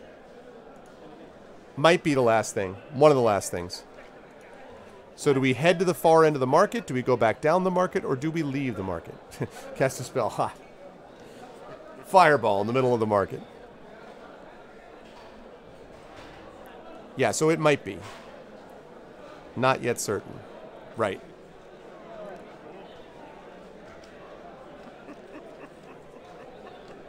Who is this laughing dude? I feel like it's still the mantis guy. Okay, head to the far end of the market. Everyone wants to do that. I'm going to last call this. Heading to the far end.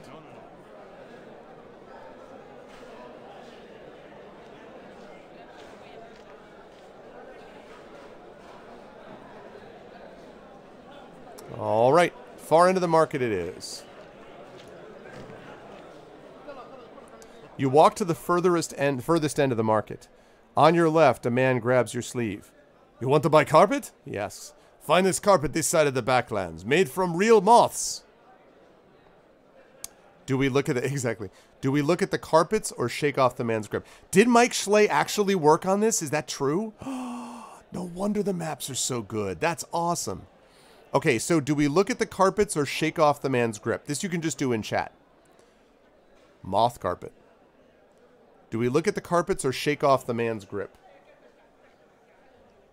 That's really cool.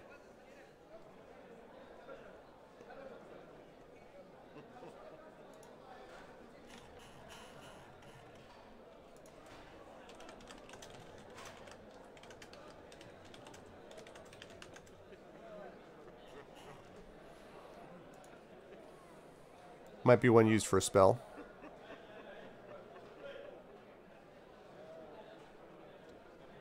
Okay, so let's see. Carpet. Carpet. Is a carpet needed for a spell? Carpet, carpet. Let me see if you use the carpets for spells.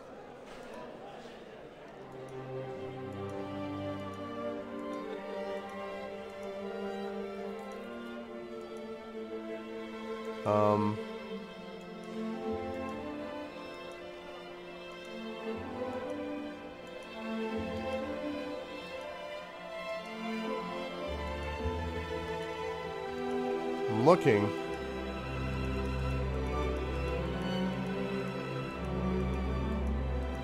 It doesn't look like...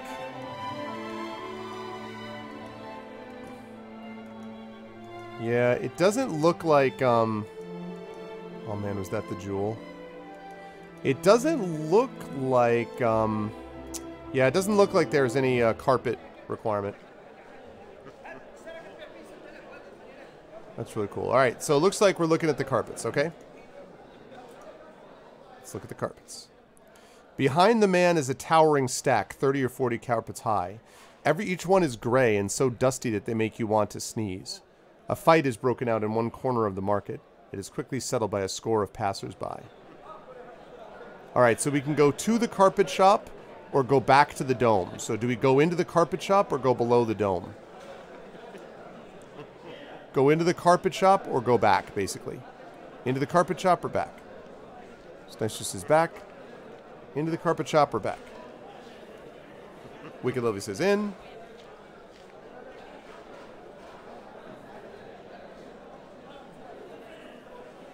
Oh, Aradnell says in.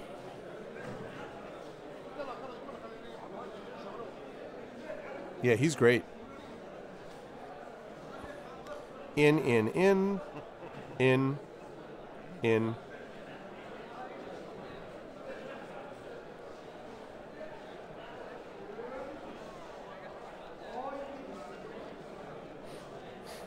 Rob the carpet shop. You walk in. This is a robbery.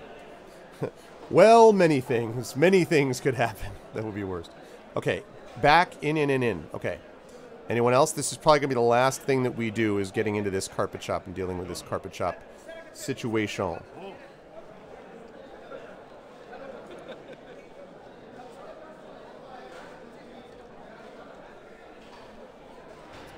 All right. We are going to go in. Very good carpet, the man assures you. How large you want? Size of bed? Size of room? Size of palace garden? I give you same price. He drags out a carpet to show you. Alright, so what should we do? Look at the carpet. Show me your very Very best carpet. I don't want... Whoops. I don't want carpet.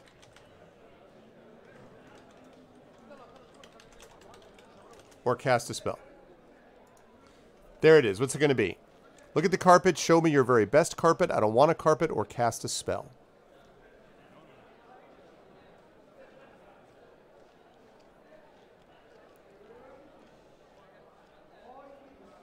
Yeah, the best one you have. I see you're only interested in the exceptionally rare.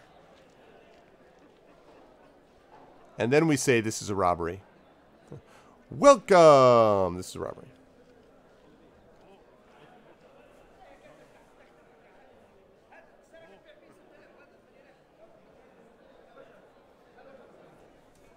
Okay, I'm going to last call this, because I want us to get through combination hookah and coffee maker. It also makes julienne fries. Oh, wait. We got that magic chain from the meathead. We did. We actually, knock on wood, have not been in a fight since we got that.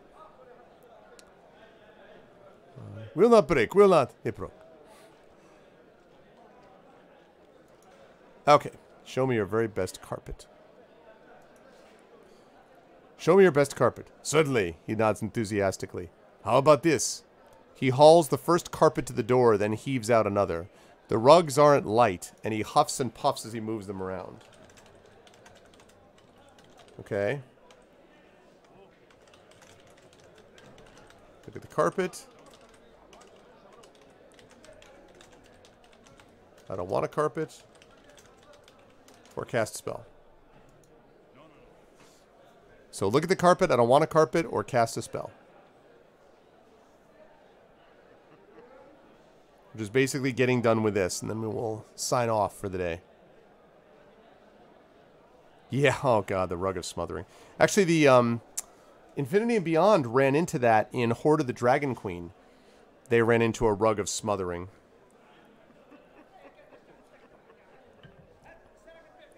Yeah. Yep. It was rough. They survived it. Okay, look at the carpet, or I don't want a carpet. Alright. Well, that I think is what they're thinking about. Maybe it's a magic carpet. Yeah, I mean, well, I feel like that's what the guy wanted you to do. He's like, you, come here. Like, it's like being in Greece. Everyone just immediately is just like trying to sell you stuff. Come here, take this. Okay, look at the carpet. I don't want a carpet or cast a spell. Alright. Once, going twice. Okay, we're going to look at the carpet.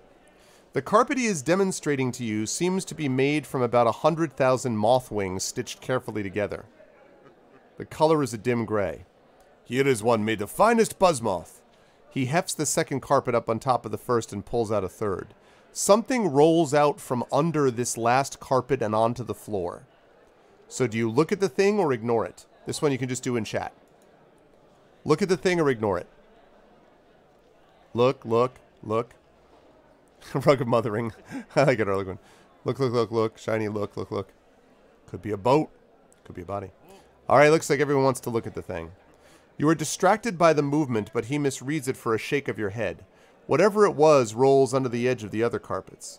Perhaps something more expensive for your lady? He stacks the third carpet on the fourth by the door and pulls out a fifth. Wow, this is getting hardcore. Look at the carpet. I don't want a carpet. Patterns are wonderful. Look under the other carpets, which I guess that's where that thing just rolled, was under the other carpets. So it says under the edge of one of the other carpets. So that thing, if we wanted to do that, we would be looking under the other carpets. Yeah, I know. I was wondering about that too. Like, mothwing carpets.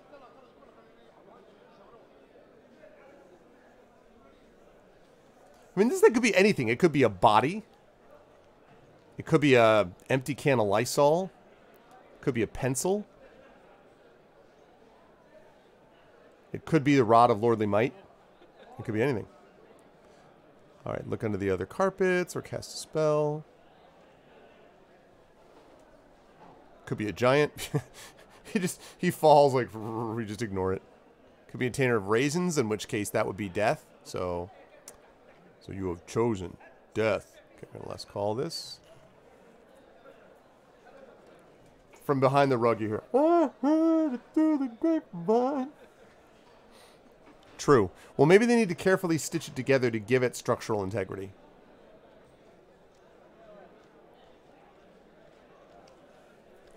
Alright, we're going to look under the other carpets. You stoop down and feel under the edge of the stack of carpets and find a pair of nose plugs. We needed the nose plugs for Nif. The smell spell. The carpet shop is so dusty you can see why the salesman would need several pairs. Something a bit narrower and yes, more green. He switches the carpets over. This one has zigzag. Finest carpets always have zigzag. I like this guy. That's pretty awesome. We got some good components today, people. So, should we look at the carpet?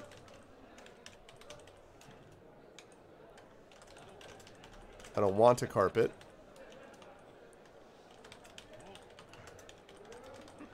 The patterns are wonderful, or cast a spell. Okay, so now what? Look at the carpet. I don't want a carpet. The patterns are wonderful, or cast a spell. This is definitely the last thing that we're doing. Is this whole decision tree? Like all of a sudden we get to this one thing, and it's just like, all right, here we go.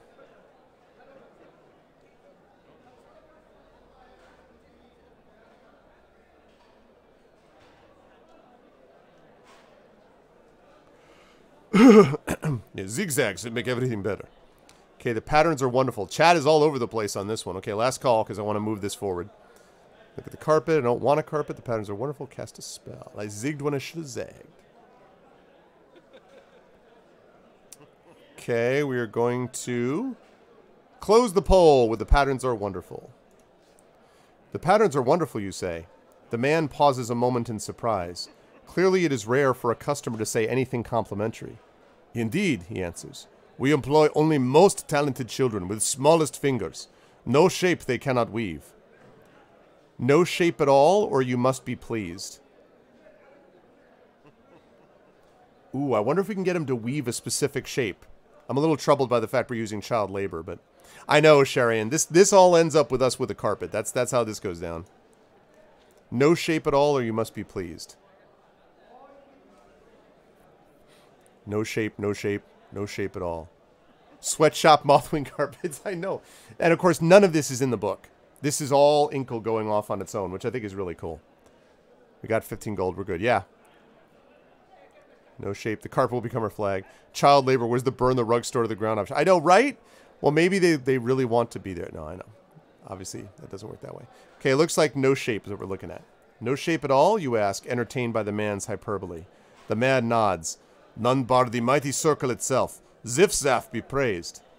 Why not a circle, or who is Zifzaf? So why not a circle, or who is Zifzaf?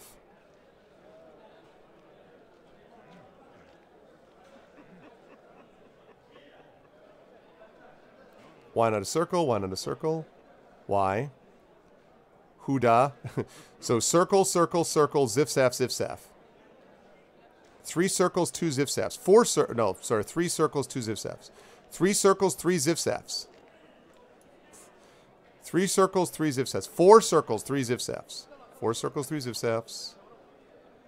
Going once. Going twice. And circle. Why not a circle? The carpet maker looks surprised by the question. No one can weave a perfect circle. It is not possible. He smiles. Perhaps something with a thicker pile. The stack of carpets by the doorway is growing quite tall now.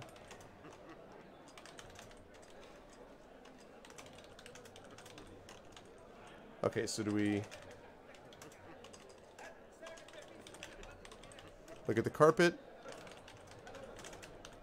I don't want a carpet. Or cast a spell. Yeah, although we're down to fewer options now. When we came in, I think we had 5 options. Now we're down to 3. Look at the carpet. I don't want to carpet cast a spell. And after we cast this spell, depending on the stamina loss, we probably will have to do a Blimbre potion if we're going to do that. If you look at the carpet, obviously we won't have to worry about that because of the stamina. Yeah, it does make you wonder, Aerodinal. I'm pretty psyched that we got those earplugs, though. Look at the carpet. Look at the carpet. Okay, I'm going to last call this because, again, I'm trying to move this forward. Looks like we're looking at the carpet. Okay, and... I mean, not earplugs, nose plugs. Yeah, nose plugs. Okay, look at the carpet. This rug has been dyed a vivid red. It looks like something has been killed on it. This next carpet made by slaves of shield maidens of Lumley, he declares. Extremely rare. But when it appears, it looks much the same as the others. Alright?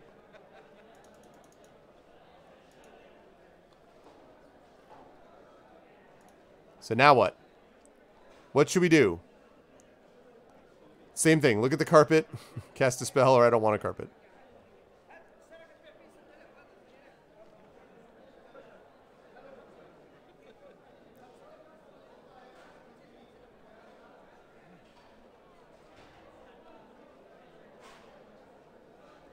Okay, 3 for I don't want a carpet. 2 for cast a spell.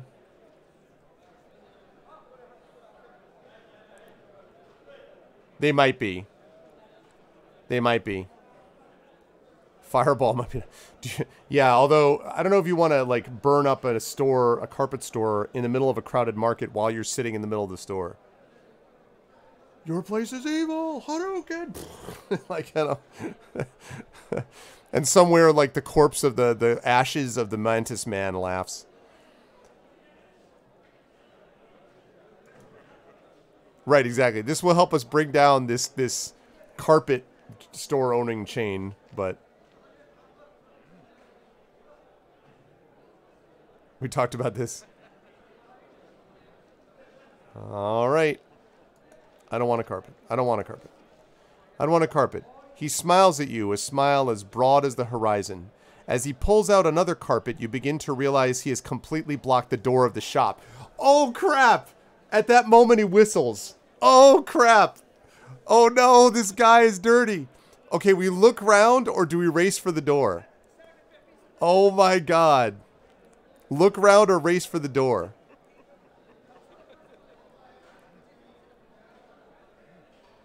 Oh, man. Race, race, race. We need to burn it. Well, we may get the chance. Race, race, race. Race. Of course he's dodgy. Race, race, race, race, race. Yeah, it is pretty funny. Look round.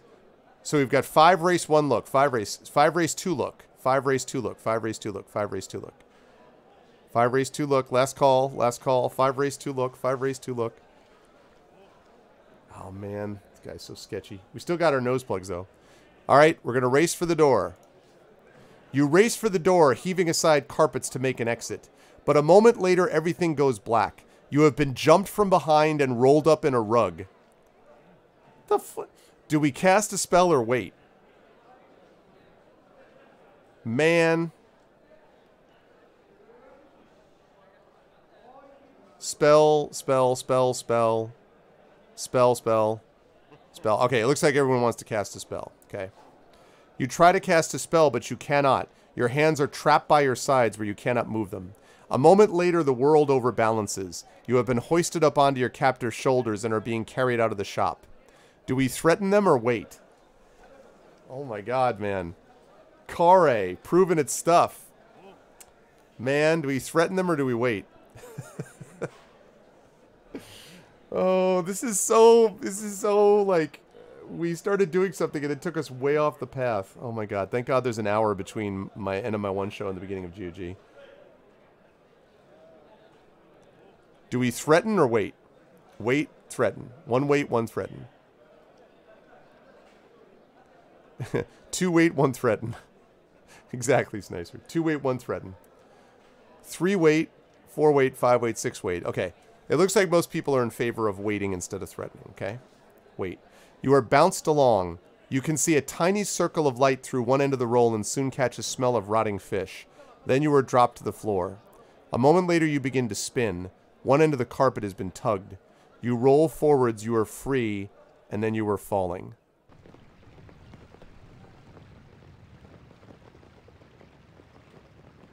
Your eyes open. Captured again. Last time it was Elvin's, and this time, well, where are you? Oh my god, this is the coolest thing! Alright, we're not going to do this right now. We don't have to do this. But look at this, guys. We ended up over on the docks, and we're now inside the body of a ship. How cool is this? Oh my god, this is the coolest thing. This is so freaking cool. I love it. I love it. Oh man, I am so pumped up. All right, good. Just by way of, we do have our monkey back, so if we need it, we've got the monkey back. Oh, actually, one last thing before I sign off for the day. Should we use the Blimberry potion because we've got 12 out of 20 stamina? Should we use one of the Blimberry potions at this point? Because we've got 5 of them, so should we use one of them? Yeah? Okay. Alright, that brought us up to 15. I think that's okay for now. So we're 15 and we have 4 doses of Blimberry juice. Cool. That is so cool. That is really neat. Awesome. Yep, we lost some gold also. Yep. Well, that's what happens. Wow, that was really cool though. I really love that. That's super neat. That's super neat. That's really, really interesting. Good stuff out of Inkle. Really, really good stuff out of Inkle. I feel like we never actually get to... Well, we used our gold to buy some food today. But most of the time, I feel like before we can use it, it gets stolen. Like, I think is most of the time the way it works. So, anyway, all right. I've got to go get ready, folks, because in about a half hour at the top of the hour, I'm going to be over in GOG playing Pen and Pixels, Thronebreaker. Just a quick note. Are you folks enjoying Sorcery as much as I am? Like, I told you that these are the best game books ever made, but like what Inkle has done to it in terms of how they've added things onto it is just super cool. Like, I'm playing these and I want them to like not only finish this, but then do like a sequel. Like, I want more of this. Like, super sweet. Really, really neat. So anyway, that is going to do it for me. And I just want to remind everybody, if you have not done so already, that yeah, it really, and that's true, because there's so many different ways you can go, Wicked. Like, there's so many different places you can go and options. It's really neat. Yeah, exactly. And supposedly 3 and 4 get even better. Like 3 and 4 get even more like, but supposedly 1 was good, but is a little more linear. 2 is a lot less linear. And I think we've already seen that. Like, there's a lot more going on with 2. And then as you get farther in 2, and then definitely when you get into 3 and 4, you're just going off doing other things, which I think is really cool. So, but I've got to get moving on this one. This is a good time. We're living the story. Yeah, it's cool. I'm really enjoying this. Anyway, so that right up there is Tales and Tomes, The Forbidden Library. That is my Kickstarter that is being run by Alligator Alley Entertainment, that adventure for levels 1 to 3, plus sourcebook with a bunch of different contributors. We are now up to 7,058. 239 backers. That means that we are less than 1,000 away from funding, which is super awesome, and we're not even halfway through. So this is really great. Thank you all so much for having been able to support that. I really appreciate it. If you haven't, please consider doing so. And while I am in the subject of doing so, let me thank everybody for checking in today. Thank you for following, for subbing, for supporting the Kickstarter, as many of you did already. And of course, thank you for playing with me. Remember to do all the things. Follow the channel. Check out the YouTube at !ArvTube, the Discord at !ArvCord, the Twitter with !ArvTweets, the website arvanellaRun.com, shop !ArvShop. Obviously, please check out the Patreon. Thank you again to Kerflop for upping again, so that we're up to $333.96. Let's keep moving up the ladder on that one if we can. That really does help. And last but certainly not least, the sub button right above or below the video window. We're certainly currently sitting at about 44 subs right now out of 50, or 44 subs, and we're trying to get up to that 50 sub point so we can open up even another emote. So we've got 2 extra emote slots right now, and we're going to be getting a 3rd one if we hit that 50 sub one as well. So we're getting there, which would be lovely. But I want to thank everyone for being here. You folks are awesome. No raid today because we're going over, I hope, to GOG top of the hour in about 25 minutes from now. I hope I will see you over there. But please spread the word about the Kickstarter, about the show. And I will be back here on Friday when I will be playing either D&D with viewers or the Patreon-fueled chat chosen game of the month from last month, Blade Runner. So one of those 2 things is what I will be doing on Friday. Those are the new emotes, but those are going to be fixed because they don't have any transparencies. So those will be fixed. Those are okay for now, but those are going to be fixed eventually. So, but that's the deal with that. But thank you all so much, everybody. Much love to all. Thank you to my wonderful mods, to Aradinel, Dragonspear, Shadowed Mage, Shattermage, 10 of Clubs, and Thor. Great job from everybody today. Thank you so much to Echo Alpha, to Nonstop, to Kilgore Trout, Lucathea, and Snicer Tenu. All of those, plus the other people I mentioned, are all subs. And thank you to the Patreon supporters as well, which really helps me out. Thank you to Al Madden, to another TT viewer, that are to Banana Man, Chrono Travis, Commander Root, EA, what's up, EA? EKeg, Gorgar, Harlequin, Hatnix, Jagtress, Carohemd. Thank you so much for the cheer. Thank you, Wildcane. I appreciate that. Thank you so much. Thank you for the cheer. I appreciate that very much. Thank you to Gorgar, Harlequin, Hatnix. Thank you to Jagtress, to Carohemd. Thank you to Lone Wolf, to Moobot. Thank you to Mr. Steel Rose. Thank you to Positivity Bot for always keeping me positive. Thank you to Pyro GX Pilot. Thank you to Quapmo, Questionable Results, Ramir, Sharian, Silver Tenth, Stay Hydrated Bot for always keeping me hydrated. Thank you to Tade. Thank you to Thorazin. Thank you to Timanesh. Thank you to Tobik. Thank you to you, Christensen. Thank you to V&K, Valerian Gamer, Video Store Cowboy, Virgo Pros, Wicked Lovely, and of course, Wild Cane for that cheer. Thank you all so much, all lovely people. I really enjoyed this today, and we will continue to play more of it until we are finished with it. And after this, next thing up after this game, in terms of video games that I'm going to be playing, next thing up is Phantom Doctrine, and then after that, Wild Arms ACF, and then The Witcher 3, and then Deus Ex Human Revolution. So those are the games that we're looking at going forward. But that's it for me. I'm heading out. I'll see you folks very, very soon. Thank you all. Much love to all. Thank you also to Echo Alpha for the streamer introduction too. Thank you, Echo. Thank you, everybody, and much love all. I will see you over, hopefully, at GOG at the top of the hour for some Thronebreaker, or on my channel again back here very soon later in the week. Until then, be good to each other. Have a good night. And thank you.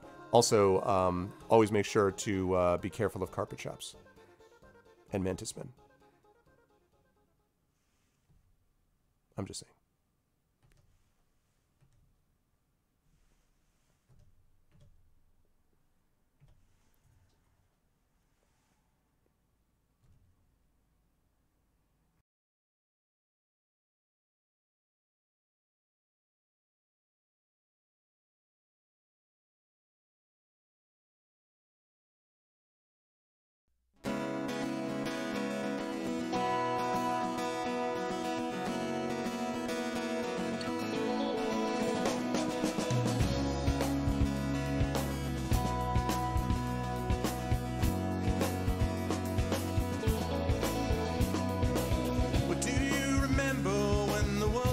Fresh and new, when it all seemed clear to you, when your aim was straight and true. Were your mind untroubled by the questions in the dark, content to play your part, open pathways to your heart? Were your life untainted by a host of broken dreams, when all your acts were queens, understood all that it means? Could you have understood the way your life was bound? Did you ever wonder how you got from there to now? Oh, yes, you're gonna fly away from here, where the sky grows more clear, and your problems disappear, drift away down below. Watch them go down to your friends, where the trouble never ends, and there's always just one more day left to go.